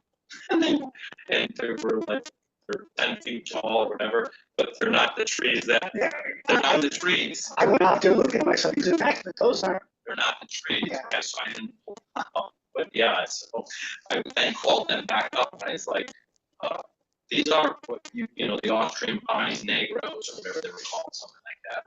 And that's his sister tree. So it's a big deal. And I'm like, well, right now they're in the ground. I didn't get them, didn't have them all, so that's what it was. And then I think I just walked out of here on October, I forgot all about it, and then we have to finish this. That was September, I think, they weren't getting dry season, so I got them. I did, I called up Mike and said, I don't know, I thought I said we're putting them in, but I mean, Mr. Chairman, I want to say I spoke with Mr. Ahern, and he never heard from Mr. Kokomo prior to the plantings, as he acknowledged that he would. So, that's all I can say. Someone doesn't know direction. he's fine, he said he's out of the office. Trees out there? What type of trees out there? I mean, to me, they look like arborvitaes. I mean, I'm not sure. I don't either. I take these. I don't know, John. I'm sorry, but I mean, it was. I sent them the list and everything. I sent it to, I didn't want to go to Fairfield County, and I sent it to everybody around here. And then and they said, well, we're not taking any. They called me last time. I just wanted to show good faith, and I went down there. I didn't know it was road tree. I sent my guy on there, put them in the ground, and I do have a email to Mike, but it's just that goes back to August, that he was out of the country and will return on 8/19. But whatever, I don't know, I mean, in September or something. I don't recall. Yeah, I don't remember when I was at, I can get it on my phone. So, obviously, there's no trees that are gonna be planted now. Right. So, They're great, they're healthy trees, so I have no, I mean, if I gotta swap out this spring, I'll keep those trees because they are beautiful trees. Yeah, but I knew right away they look like I said, look. It's not an arborvitae, yeah. Yeah. Has anybody contacted the budding property? so they received notice, they would have gotten the agenda received. So I guess maybe, we need to have a conversation with them. Yeah. Their foreman, their manager didn't come out though, about the 6 foot, about, this goes back to September. No, when was the last meeting here, when, wasn't just the trees, but they said that I didn't plant them like That would have been August, September, I think. September, right, so then at that point in time, we didn't call her then, I know that, we just picked them up and moved the ones that were in the way. And he came over, one of their guys, right, like within a day, and said, I'm out of the way now, yeah. But that was the last contact we had with anybody. So Jim, have you heard from the property owner? No, I have not in the past couple of months. No, I have not. I'm just frustrated that, we give simple directions. And I say directions as the commission has approved. And Mr. Kokomo just fails to follow simple directions. Yeah, I like Mr. Benoit's, but the difference is I spent a lot of money and I relied on somebody else. Kind of like Mr. Benoit, so I guess we both wear the same hat sometimes, Jim. Except for mine isn't intentionally in a derogatory manner. Well, we have to come to a solution. Can't plant anything. Right. Jennifer, you want to contact the? So I think that the issue is it sounds like he had intended to comply by installing the Austrian vines. That's not what he had when hearing, I think, from the letters that, he still has the intention to comply. That's not happening now. Right. So I think, just in terms of when the appropriate time is to replace the plantings or augment or further augment. If you guys wanted augmentation, right, Jen? Well, I mean, So you got to talk to the budding property owner, I would think. I think they won't comply to the plan. Yeah. Okay, you want the original? He wants the Austrian vine. He wants the Austrian vine. Not for. No, I know, but there's So there's Japanese, right? Yeah. I think the others are Japanese. And yeah, that was the whole issue. I went to the nursery, Maple Valley Nursery on Route 4, and I said, I need off-stream funds. They said, we've got Japanese, same family, smaller size, right? This was same family, smaller size. So just give me, I didn't think anything about it, right? Put them in, Jim inspects, they're no good, fine. I did try to reason with you saying, like, you know, Austrian finds that soil. It's not a peaty soil. I mean, it is, but I don't want to argue anymore. I mean, so I didn't think that the arbor said that they may not live. Whatever I said, and I made it very clear, I will go and spend that money, and if they don't live, that's on this commission, you guys said, no, that's not true, Mr. Goldberg. But then I did try to call that company that they were looking to order them, and they told me they had 4. So I drove and got them, and I didn't personally go to someone that originated. We got them, we installed them. They're wrong. I know they're wrong. I can look at them and know that's not mine. I mean, spend, $500 a piece. They're big and beautiful. They are. And so there's no like, oh, I'm going to pull the wool over your eyes and tell you guys those are Japanese or Austrian finds. I mean, no. But I spent a lot of money, so you put them in the ground anyway because they're there. So I can remove them nicely and then put the right ones. 8, right? But the other was Japanese. Few of them were the names. So do you want to amend then the notice to indicate on what date those should be installed? Well, you have to put them in now, but they have to be put in before hot weather, right? You know, whether it's Maybe by mid-June, I think the planting ends. so before June 1st. Is that? Jim, is it June 1st or June 15th? What do you think? Typically June 15th. That's what I thought. Usually middle of June. I'm just thinking June. What is the first Tuesday in June? If you could, please. First Tuesday of June is June 3rd. June 3rd. So I think I just recommend by June 1st, so that way, it'll be on the agenda and perhaps it can be brought to conclusion on that date. Do we need a motion for this? Or? I think that's a good idea. Yeah, Okay, can I have a motion to amend the last action to state that the new 8 Austrian pines will be planted of the size of. Yeah, with that, I think it's between 6 and 8 feet. Yep. Before June 1st. So moved. Pretty true. Have second. Second. All in favor? Aye. That's it. Thank you. Thanks again. Yeah. Any correspondence? I think we had a couple of pieces in your package of correspondence. I'm trying to find them here. One was basically an advisory notice regarding regulations and such.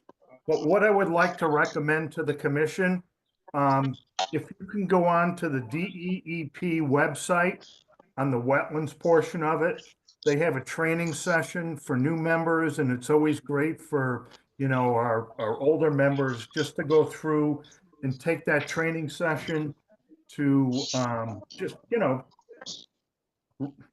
update your thoughts, and recognize the regulations and your responsibilities in accordance with the state statutes.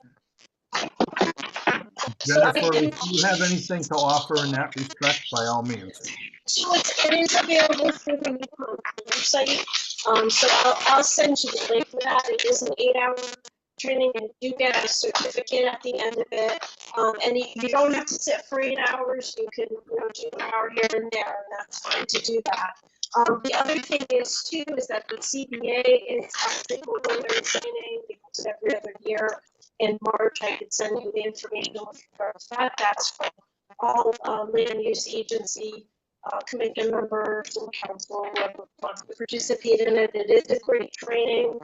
And it is comprehensive, so if you want to know more about the planning and zoning side of things and ZBA as well, and learn really about all those processes, it's a good opportunity.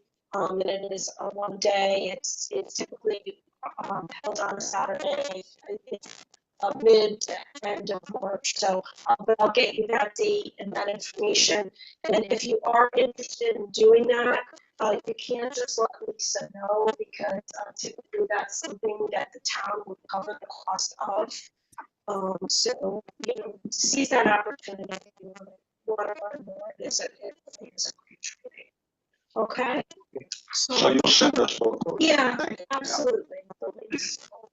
And then, Bill had, Commissioner Jackson had attended, and this is included in your packet. Yep.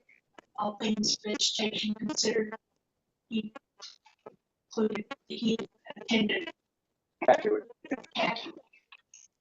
Yep. And I'll take out that. Thank you. Thank you for sure. Yeah. Yeah, there are some other materials out there too, because Casio held recent training as well. So there's some good information. You know, if as it comes across to us and shared with us, we'll pass it on to you.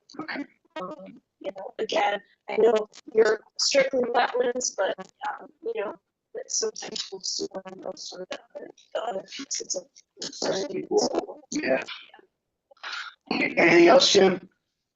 No, that's all I have at this point, unless you have the winning Powerball numbers you want to share with us. I wouldn't share it with you anyway, so. If not, nothing else, I'd like to get a motion to adjourn. Take a motion to adjourn. Can I have a second? All in favor?